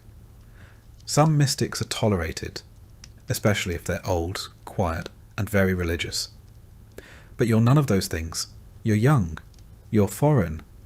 And you don't always know which saint to mention when someone sneezes. Here's the real risk. You're interesting. In medieval life, that's rarely good. Interesting people get noticed. Noticed people get questioned. Questioned people get tested. And you don't want to be tested. You start burying more things. Not just your gear, but your personality. Your stories, your gestures. You practice local slang. You learn which saints are popular. You start dressing more plainly. You pick up a phrase. I go where the Lord leads. It's vague, devout, and confusing enough to stop most questions. You say it a lot. One day in the market, you spot someone else who doesn't belong. She's wearing sandals in winter. Her cloak is too new. She asks the price of a pie in perfect Latin, like a schoolbook come to life. The vendor squints. You step away. She'll learn. Or she won't. Either way, she's not your problem. By now your instinct is honed. If something looks shiny, you cover it. If someone stares too long, you walk away. If a priest smiles too warmly, you prepare an escape route. You know which alleys to duck into, which dogs to avoid, which bread stalls don't overcharge pilgrims who ask too many questions. You sleep with your knife. You pray like you mean it. You've told 5 different people you're heading to Santiago. You've never seen a map of Santiago, but you have the conviction of someone who knows not to lose face. And really, That's what survival is now. Not losing face, not looking like a magician, not sounding like a liar, not smelling like modern soap. By the end of the week, you've earned a reputation. Quiet. Odd. From the East, maybe. Touched by the saints or something else. But no one tries to burn you. No one drags you before the magistrate. No one digs up your stash. Not yet. And in the Middle Ages, not yet is a kind of victory. You're getting better at disappearing. Not literally, of course. You still walk through the muddy alleys like some underfed ghost in borrowed clothes. But now you've learned to shrink yourself, to round off your modern edges, to stop standing out. Your accent hasn't changed, but your confidence has. You don't speak unless spoken to. You keep your gestures small, your reactions delayed. You don't ask questions. You don't smile too widely. You try, with increasing skill, to become forgettable. And it's working. A merchant actually looked past you today. That, you realise, is a kind of medieval milestone. Let's be clear. Blending in doesn't mean you belong. It just means people stop looking too hard. And in the 14th century, invisibility is the only true safety a stranger can buy. It starts with your body. You've lost weight. Not that you were heavy to begin with, but now your ribs make cameo appearances. Your gait is slower. You've learned to walk in patterns, to move with the flow of traffic in the market, not against it. You mimic the posture of the tired, the half-bowed humility of someone born to be overlooked. Your clothing helps too. The tunic you traded for, a scratchy, mud-stained mess of coarse wool, is now faded enough to pass. In the patched cloak you wrapped around it no longer smells distinctly not from here, but instead just smells bad. Like everyone else. You even dirtied your face on purpose this morning, just a little soot. It works better than a disguise. Clean faces are suspicious. You've learned to speak less and listen more. You understand the rhythm now. Not the words necessarily, but the tones, the pauses, the kinds of things people care about. Bread, rain, gossip, the baker's daughter, who disappeared for 2 days, the tanner's wife, who gave birth to twins, again. The rumour that the tax collector's mule was cursed by a beggar. You repeat some of these stories cautiously when the moment calls for it. You don't claim to know things, only that you heard them on the road. No one questions it. Everyone hears things on the road. You also know what not to say. You don't mention prices, measurements, or dates. You never use numbers you're unsure of. You don't say kilometre, or coffee, or Tuesday, unless someone else says it first. You've eliminated phrases like makes sense and no problem.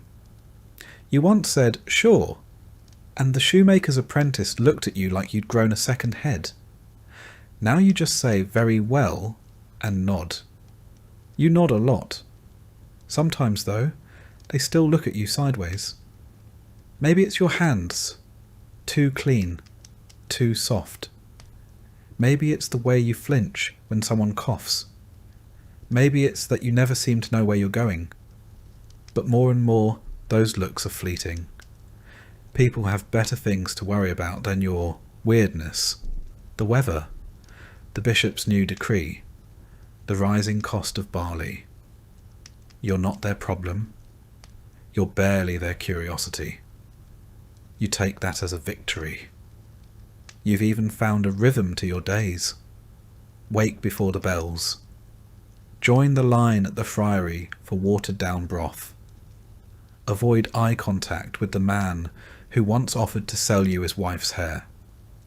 Help unload crates at the docks in exchange for half a fish. Return it when you realise it's more maggot than fish. Try again at the baker's. Fail to haggle. Settle for crusts. Eat while sitting on a step, pretending you're just between things. Smile once when a child drops a turnip and you catch it before it hits the mud. Give it back. She looks at you like you gave her gold. You feel a little more human. You've even gotten used to the smells. Well, not used to, but you've stopped retching. You no longer cover your nose when passing the tannery. You no longer dry heave when the wind carries the scent of the latrines uphill. You don't gag at the sight of dead animals being flayed in the open air. Now you just squint and walk faster. Progress. Someone calls you pilgrim. It's the first time anyone has said it without skepticism. They ask where you're headed. You reply, Santiago. Then you add, eventually. They nod. Everyone says eventually. They offer you a crust of bread. You thank them in the local dialect. It's the wrong verb tense, but close enough. You're invited to sit. You do. For an hour, you're not an outsider. You're just another traveller. Someone with sore feet and no coin and stories you're not quite ready to tell. You sit with your back against a wall, eating stale bread beside someone whose name you didn't catch. You share a silence that isn't awkward. You listen to church bells. You watch chickens fight in the mud. You could almost believe you belong here. Almost. But you don't. You miss your shoes. You miss ice. You miss toothpaste and proper bandages. And being able to say, I'm hungry, without fearing you'll be robbed or pitied. You miss being understood. Not just your words, but your world. The way people used to talk about movies, about weekends, about grocery stores and car trouble and birthday plans. Here, everything is about survival. And survival doesn't have room for small talk. Still, you've adapted. You blend. You survive.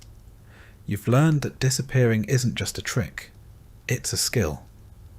And tonight, as you curl up in the corner of a friary storeroom, clutching a half-rotted blanket and the last crumb of someone else's kindness, you almost feel like part of the century. You'll never belong. But for now, you are tolerated. And in the Middle Ages, that's the closest thing to peace. You lie awake on a pile of straw that generously calls itself a bed. Your feet are still filthy. Your tunic clings to your back with the texture of wet burlap.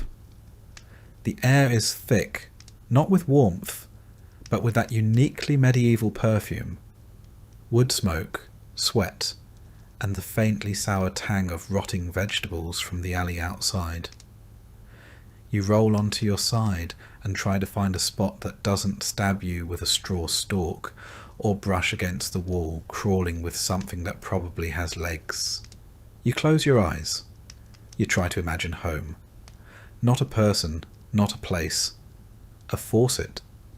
A silver, modern, blessed faucet that pours out cold, clean water whenever you ask. You think about brushing your teeth. You think about flushing toilets. You think about deodorant, shampoo, antibacterial soap. You think about socks. And then the rooster crows. You groan, a sound you now share in common with every groaning joint in your body, and sit up. It's morning. Again. Somehow, you're still here. Let's take stock. You've survived. Maybe not thrived, maybe not passed as a local, but you've made it through days of filth, fear, fever, and failure. You've scavenged food, faked Latin, invented a backstory, buried your technology, avoided execution so far, and discovered that you can in fact sleep through bells, fleas, and curfew patrols. But not all three at once. At this point, the question isn't just how do you survive? It's how do you stop yourself from going insane? Medieval life isn't just hard, it's relentless. It doesn't care if your muscles hurt, or if your dignity took a punch that morning. There's no reset button, no weekend, no therapist to unload on. There's only survival, and then more of it. You've learned the rhythms now. The sound of morning prayer bells from the church tower. The way bread smells when it's 3 days from edible. The way to nod just enough to be polite, but not enough to look servile. The way people speak when they're not sure you belong, but don't care enough to ask. The town has accepted you in the only way medieval towns accept anyone, by ignoring you unless you mess up. And you've come close. A few times, too close. That moment when the priest asked where your relic was. That time you almost said okay instead of very well. That time you pronounced Ave Maria like a tourist ordering tapas. But each time you adapted. You learned a rule that isn't written down anywhere. Don't be memorable. If people remember you, you're suspicious. If they forget you, you're safe. You've become a walking blur. Just another traveller. Just another tired face in the market. You've also learned to live without. No forks. No change of clothes. No privacy. No expectation of comfort. The most advanced thing you own is a rusted knife and a second-hand sense of danger. Your favourite meal this week was pottage with visible beans. Your proudest moment was successfully not vomiting after drinking water from a bucket that had, until 5 minutes earlier, been used to soak feet. Your deepest moment of joy was washing your face in a clean stream and realising it didn't burn. And somewhere along the way, your body began to adjust. The blisters hardened. The nausea faded. Your ears began to recognise the rhythm of the local dialect. Your eyes adjusted to candlelight. You even started to forget what your phone looked like. There are things no one tells you about time travel, like how boredom becomes a kind of parasite, gnawing at your skull in the slow hours between meals and chores. Or how hard it is to go a full week without seeing glass, hearing music, or laughing at something on purpose. Or how much of the world used to be lived in silence. No hum of electricity, no engines, just fire, bells, footsteps and voices. Always voices. And how some part of you, some strange unevolved sliver of your brain, begins to like it. Not the filth, not the hunger, but the stillness, the clarity, the way that life here strips itself down to raw need. Eat, sleep, work, survive. You think less about emails, less about bills, less about the passive chaos of your own timeline. You think more about the next bowl of soup, the weather, and the man in the corner who's been eyeing your coin pouch too long. But don't get too romantic about it. This isn't a noble past. It's just a hard one. You've seen too many coughs that didn't get better. Too many children carrying loads twice their weight. Too many bent backs. Too many blank stares. Too many quiet exits. You understand now, in your bones, that most people didn't live history. They just survived it. Night falls again. You lie on your straw mat, slightly less itchy, slightly more resigned. You hear the familiar shuffle of shoes on stone outside the friary walls. You listen for anything suspicious, just footsteps, fading. You pull your cloak tight. You press your pouch to your chest. You mumble the beginning of a prayer you don't believe, just in case someone's listening. Tomorrow will be the same. Cold, hungry, confusing. But tonight you are not dead. And that, in medieval England, is enough.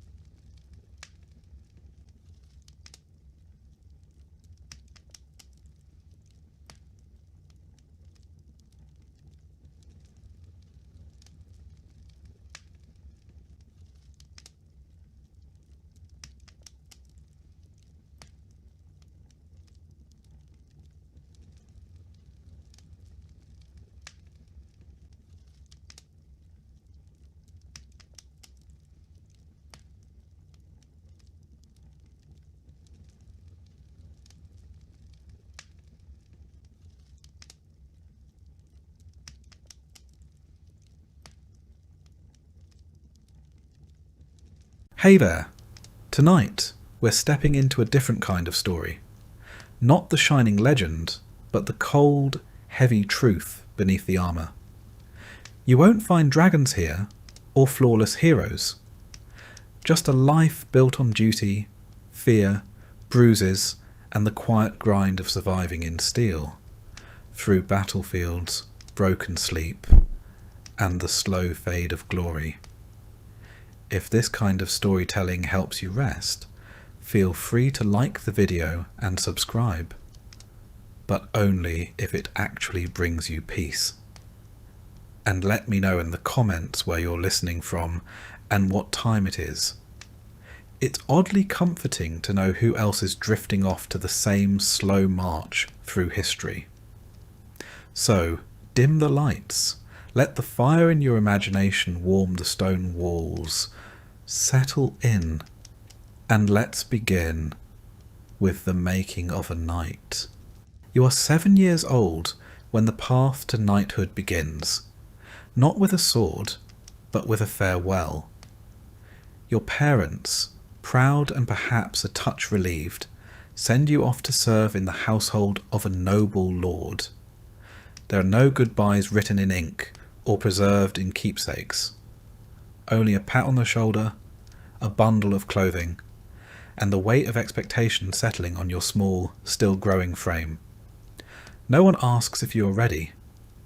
In truth, readiness is irrelevant. You are a page now. The castle looms above you, stone towers stretching into a grey sky, its silhouette promising both greatness and hardship. The gate creaks open. What lies beyond is not a world of honour and glory, but one of scrubbing, serving, and surviving. Chivalry will come later, after years of fetching, carrying, and cleaning up after horses and noblemen with equally foul temperaments. Your duties are endless.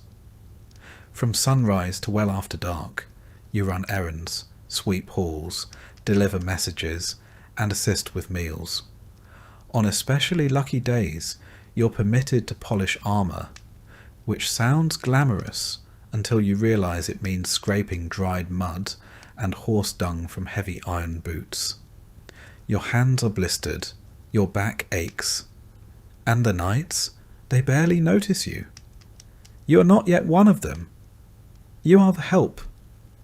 But even in these early days, training begins.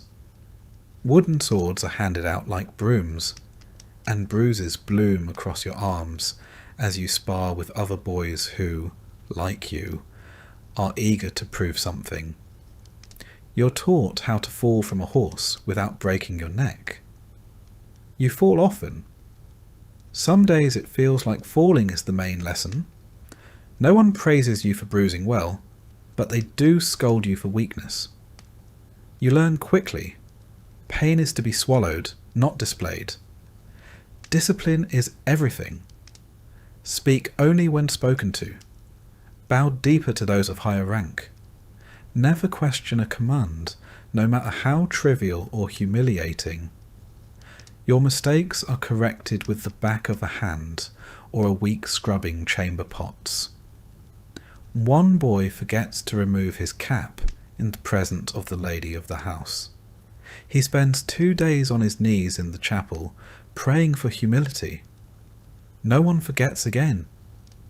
If your family is wealthy, a tutor may be assigned to teach you reading, writing, and perhaps a bit of Latin, though the Latin mostly seems useful for understanding church services and inscriptions on tombs. If not, you learn by imitation. You listen. You memorize prayers. You copy letters with shaky hands when the steward is generous enough to share a scrap of parchment. Literacy is a luxury. Muscle and obedience matter more. Still, you learn.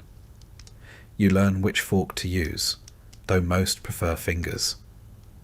You learn to stand still for hours during court feasts, balancing platters of steaming meat while nobles talk politics and complain about the wine. You learn to stay invisible when tempers flare, and to disappear entirely when drunken knights start boasting about past battles. Every moment is an education in survival. Mornings begin with Mass. The castle chapel is cold year-round, and your breath fogs in the air as you kneel on stone floors and try not to fall asleep during the liturgy. Faith is not optional. It is as much a part of your training as swordplay. You are taught to fear hellfire, to respect the church, and to confess regularly. The priests speak of divine purpose, of holy duty. You nod along, trying to stay awake. Mostly you pray not to get sick. There are few remedies and fewer recoveries.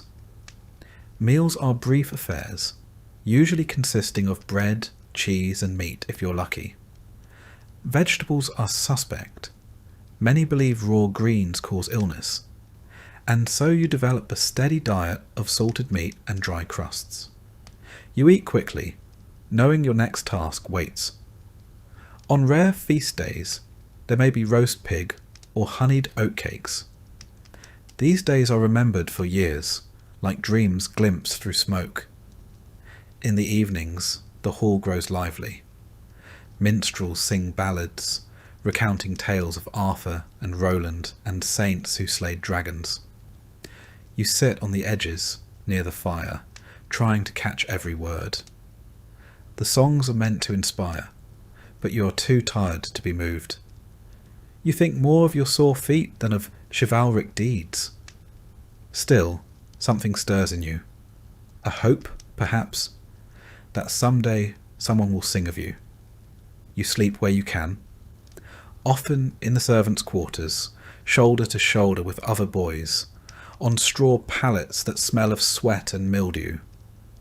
Some nights you are pulled from sleep to help with late arrivals or unexpected guests. You learn to rise without complaint, to work through exhaustion, to never let your eyes betray fatigue. A knight must be ready at any hour. The training starts here. You are not alone. Other pages suffer with you. You form silent friendships built on shared glances and muttered complaints. Together you learn the rhythms of castle life. You learn which knights are cruel and which will look the other way when you steal a second helping of stew. You learn who to trust, who to fear, and which corners of the castle offer a moment's peace. There are moments of levity, a jest from the cook, a clumsy knight tripping over a dog, a stolen apple. You cling to these moments. They remind you that life exists beyond duty, that laughter still has a place, even here. Occasionally, you catch a glimpse of the world beyond the walls. Merchants arriving with silks and spices, a troupe of performers, or a noblewoman riding past with her retinue. These sights feel foreign, like stories glimpsed through fog. You're not part of that world yet, but maybe, one day. At times, doubt creeps in. The stories of glory feel distant, the reality far more grinding. You wonder if all of this, the aching limbs, the scoldings, the hunger, is truly the path to honour.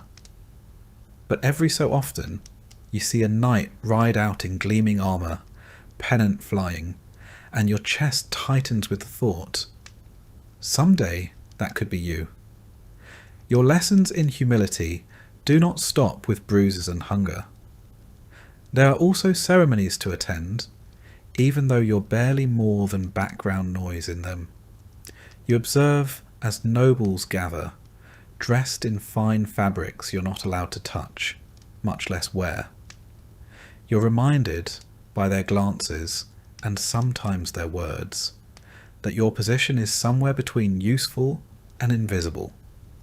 When dignitaries visit, the castle becomes a theatre. You help prepare guest rooms, polish silver, and sweep the same corridors 3 times over. If anything is out of place, the pages are blamed.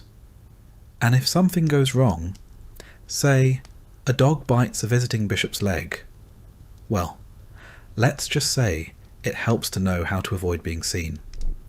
You quickly master the art of looking busy while being nowhere near the problem. On festival days, there is music, dancing, and too much wine, at least for the adults. You're allowed to watch from the corners, soaking in the sounds and sights while pretending not to be watching too intently. Occasionally, someone slips you a sweetmeat or a bit of cake, and for a moment the burdens of your position feel lighter. But these small kindnesses do not erase the reality. Your place is to serve, observe, and remember. Some pages find escape in books, if they can read. The old steward's chamber holds a handful of illuminated manuscripts, heavy, bound in leather, and guarded as fiercely as the Lord's own armoury. On lucky evenings, you're allowed to sit beside a fire and listen as an older scribe reads aloud tales of Roman generals or saints who endured unspeakable trials. These stories feed the mind while your body heals from the day's chores. There are warnings too, spoken in hushed tones or muttered by older servants. They tell you of pages who failed to advance, boys who cracked under pressure or were sent home in disgrace. Sometimes they vanish without explanation. Sometimes you overhear things you were never meant to hear. You quickly learn when to speak, when to nod, and when to keep your head down.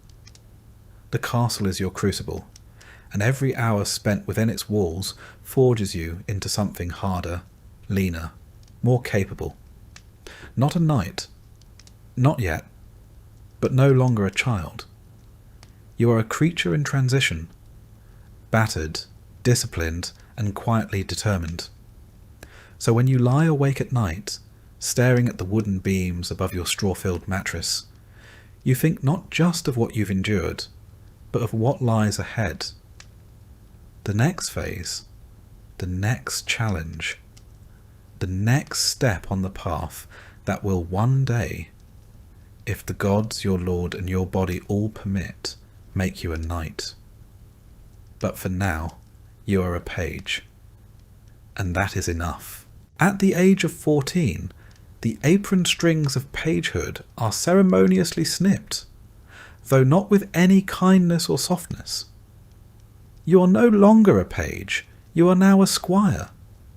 And while this new title may sound like a promotion, it comes with considerably fewer sweetmeats and far more bruises. You have graduated from polishing floors to polishing armour, from fetching goblets to fetching the man who might be dying in one.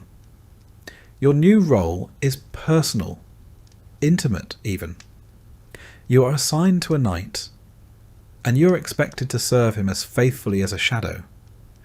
Where he goes, you go. If he rides into battle, you follow. If he falls, you run into the carnage to help him up, risking your own life in the process. You're no longer a child of the castle. You're the squire of a warrior, and your days are shaped by his demands. The physical training increases tenfold.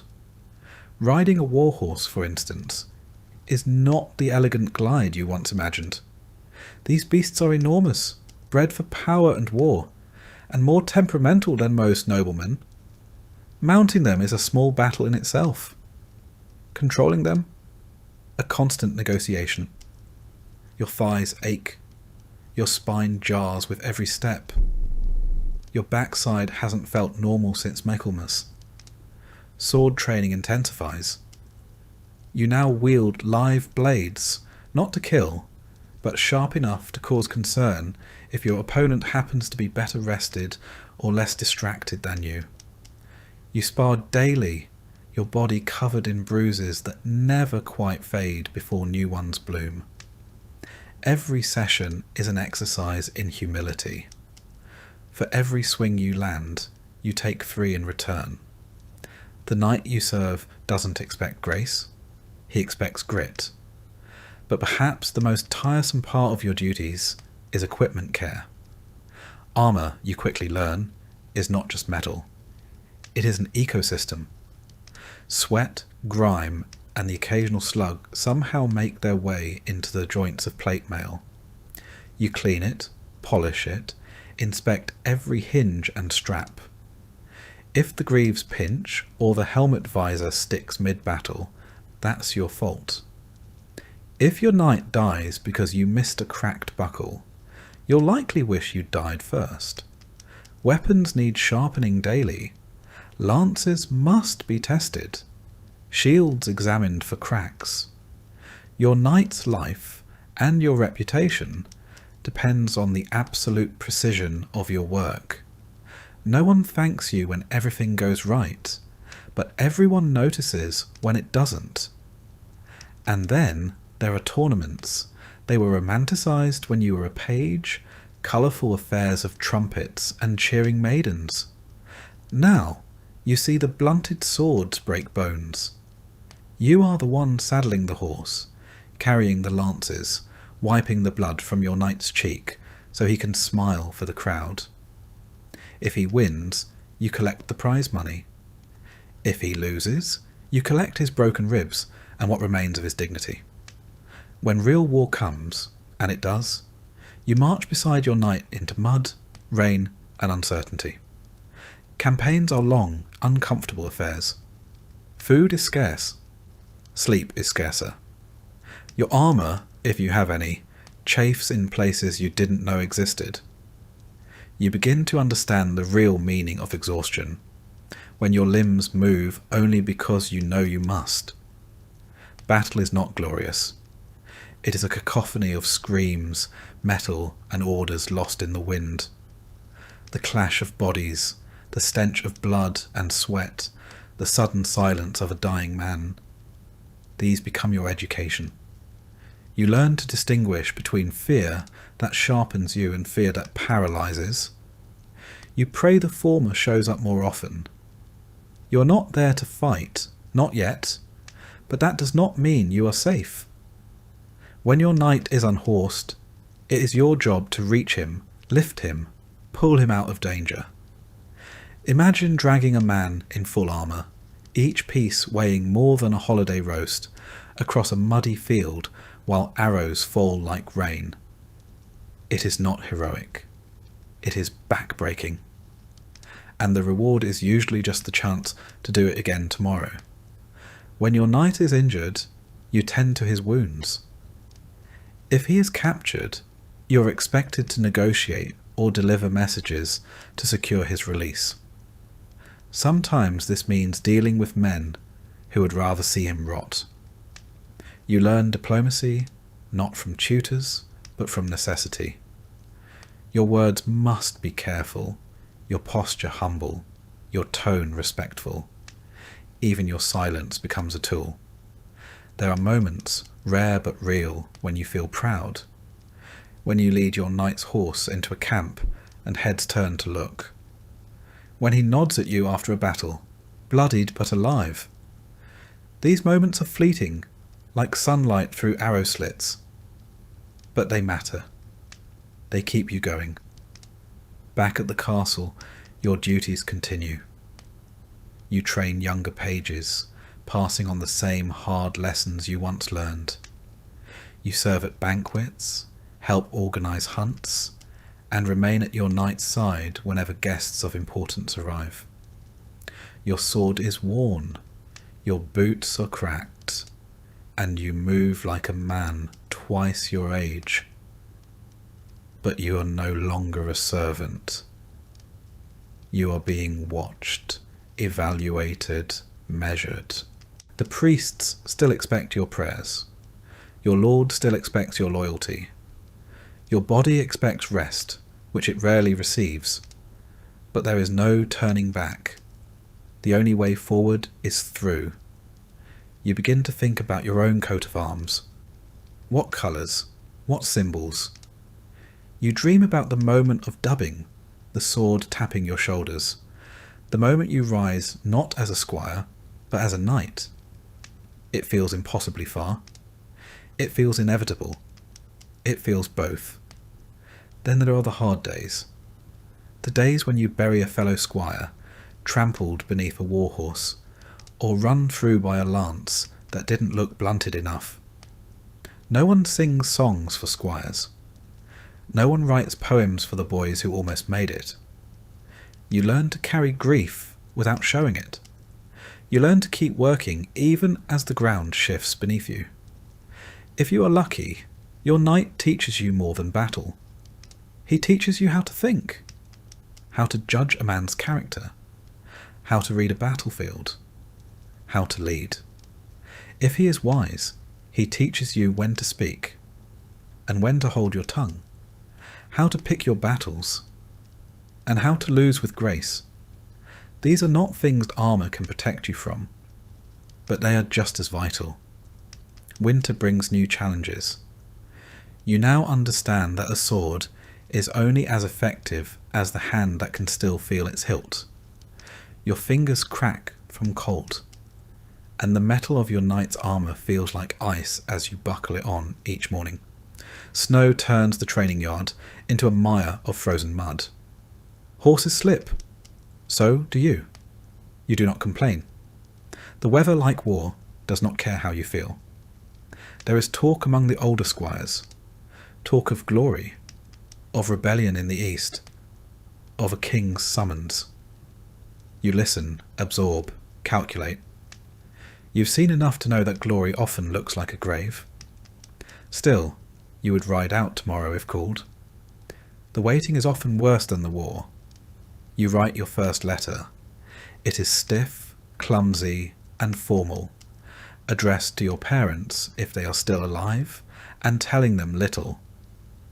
You're not even sure where to send it, but writing it feels important. Like anchoring yourself, like proving you're still someone beneath the bruises, sweat, and steel.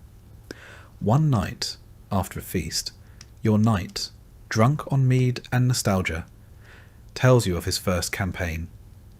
He describes the rain, the hunger, the thrill of surviving the charge. Then he grows quiet. He stares into the fire and names 3 men who did not return. You do not speak. You are meant to listen. And remember, you practice daily, sometimes in secret. You mimic your knight's stance, his footwork, the way he holds his blade just before a strike. You copy everything, hoping that imitation will one day become instinct. You bleed. You limp. You learn. Then one morning, without fanfare, your name is called. You are to ride with your knight, not as an observer, but as his second. There is no sleep the night before. No sleep is needed. When you mount your horse, you are ready. Not perfect, not fearless, but ready. Your story is still being written, but already it is etched into the cold iron of swords, the dust of roads, the calluses on your hands. You are no longer a boy, not quite a man, but closer now. You are a squire, and you are becoming. You are 21 years old, or near enough. Some squires are knighted younger, some older, but the number doesn't matter half so much as the fact that someone in authority has finally decided you're ready. Ready to kneel. Ready to swear. Ready, in theory, to kill and die with a little more official ceremony attached. There's no sudden transformation. You don't wake up with a deeper voice or a firmer jawline. You're still sore from yesterday's training. Still have mud on your boots and a scar across your shoulder that won't quite heal. But this is the moment your entire youth has crawled toward. Your body bruised, your pride battered, your hands hardened by years of polishing, sharpening, carrying, and serving. It has all led here to the day of your knighthood. It begins with solitude. You are given a chamber, small and cold, in which to pray, reflect, and fast through the night. There's nothing glamorous about it. Just stone walls, a single candle, and a chapel-supplied blanket that somehow manages to be both thin and scratchy. You kneel on the floor, bones aching, stomach growling, and try not to think about the warmth of the kitchens or the scent of roasting pork wafting from below. This vigil is meant to purify the soul, to prepare you to accept the sacred duties of a night. You're expected to meditate on the responsibilities ahead, defending the weak, serving your Lord, upholding the church. In practice, you spend as much time wondering whether anyone would notice if you had a sip of water or sat down for 5 blessed minutes. You are not alone in your discomfort. Dozens of squires have kept this vigil before you, some trembling with anticipation, others feigning serenity. You wonder which you are. You try to remember all the prayers, the creeds, the proper posture. You try not to think about the rumours of squires vomiting from nerves during the ceremony or passing out mid-kneel. That would be unfortunate. Memorable, but unfortunate. Come dawn, you are escorted to the main hall. It is transformed for the occasion. Banners hang, candles flicker. Nobles, knights, and priests gather in ceremonial dress, whispering politely behind gloved hands. A hush falls as you enter. Your name is announced. You kneel. Your lord, or perhaps the king, depending on your station, approaches. He carries a sword, a symbol of service and power. It may not be his own blade. Some lords keep a ceremonial sword just for this purpose, polished to a mirror shine and never used in battle. You try not to look too closely. You try not to shake. The sword taps your shoulders, left, then right, the dubbing. In some traditions, you're also given a symbolic slap, a reminder of the physical and moral pain you must now endure without complaint. It's less of a blow and more of a firm pat, but the message is clear. A knight's duty is not to comfort, but to sacrifice. Then comes the oath. You speak solemnly, pledging loyalty to your liege, to God, and to the ideals of chivalry. You promise to defend the weak, to protect women, to speak truth, and to fight with honour.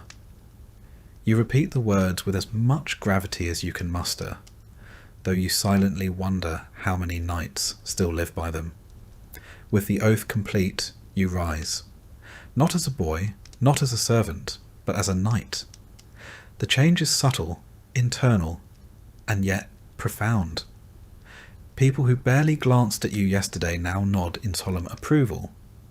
Your peers clap your shoulder. Your lord offers a tight-lipped smile, which by noble standards might as well be a standing ovation. There may be a feast afterward, depending on the wealth of your lord or the mood of the court. If so, you sit a little higher at the table, drink from a finer cup, and receive congratulations from nobles you once served wine to. Some squires are knighted on battlefields, their ceremony improvised amidst carnage. Others receive the full pageantry. Either way, the weight of the title settles on your shoulders, heavy as chainmail.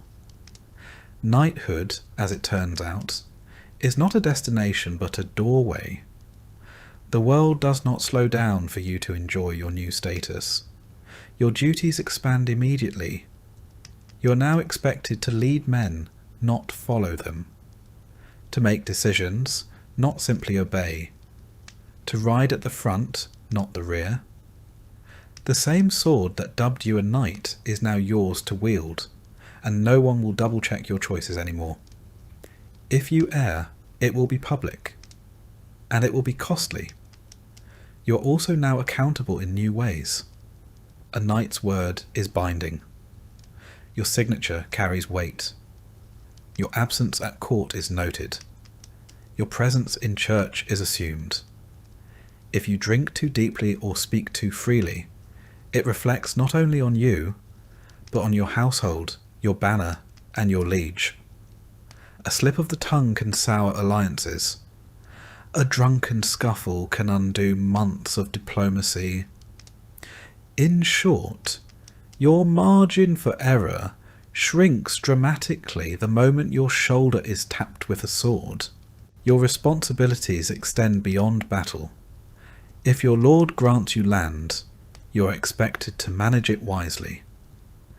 That means collecting taxes, settling disputes among peasants, maintaining roads, and ensuring the harvest is strong. Knights are often imagined as warriors alone, but in truth they are administrators, enforcers, and landlords. Your sword may rest in its scabbard for months at a time, but your seal is pressed into wax almost daily. You also now have your own squire. The irony is not lost on you. He is young, uncertain, eager to please. You teach him to polish your armour just so, to saddle your horse without bruising its haunches, to pour wine without spilling.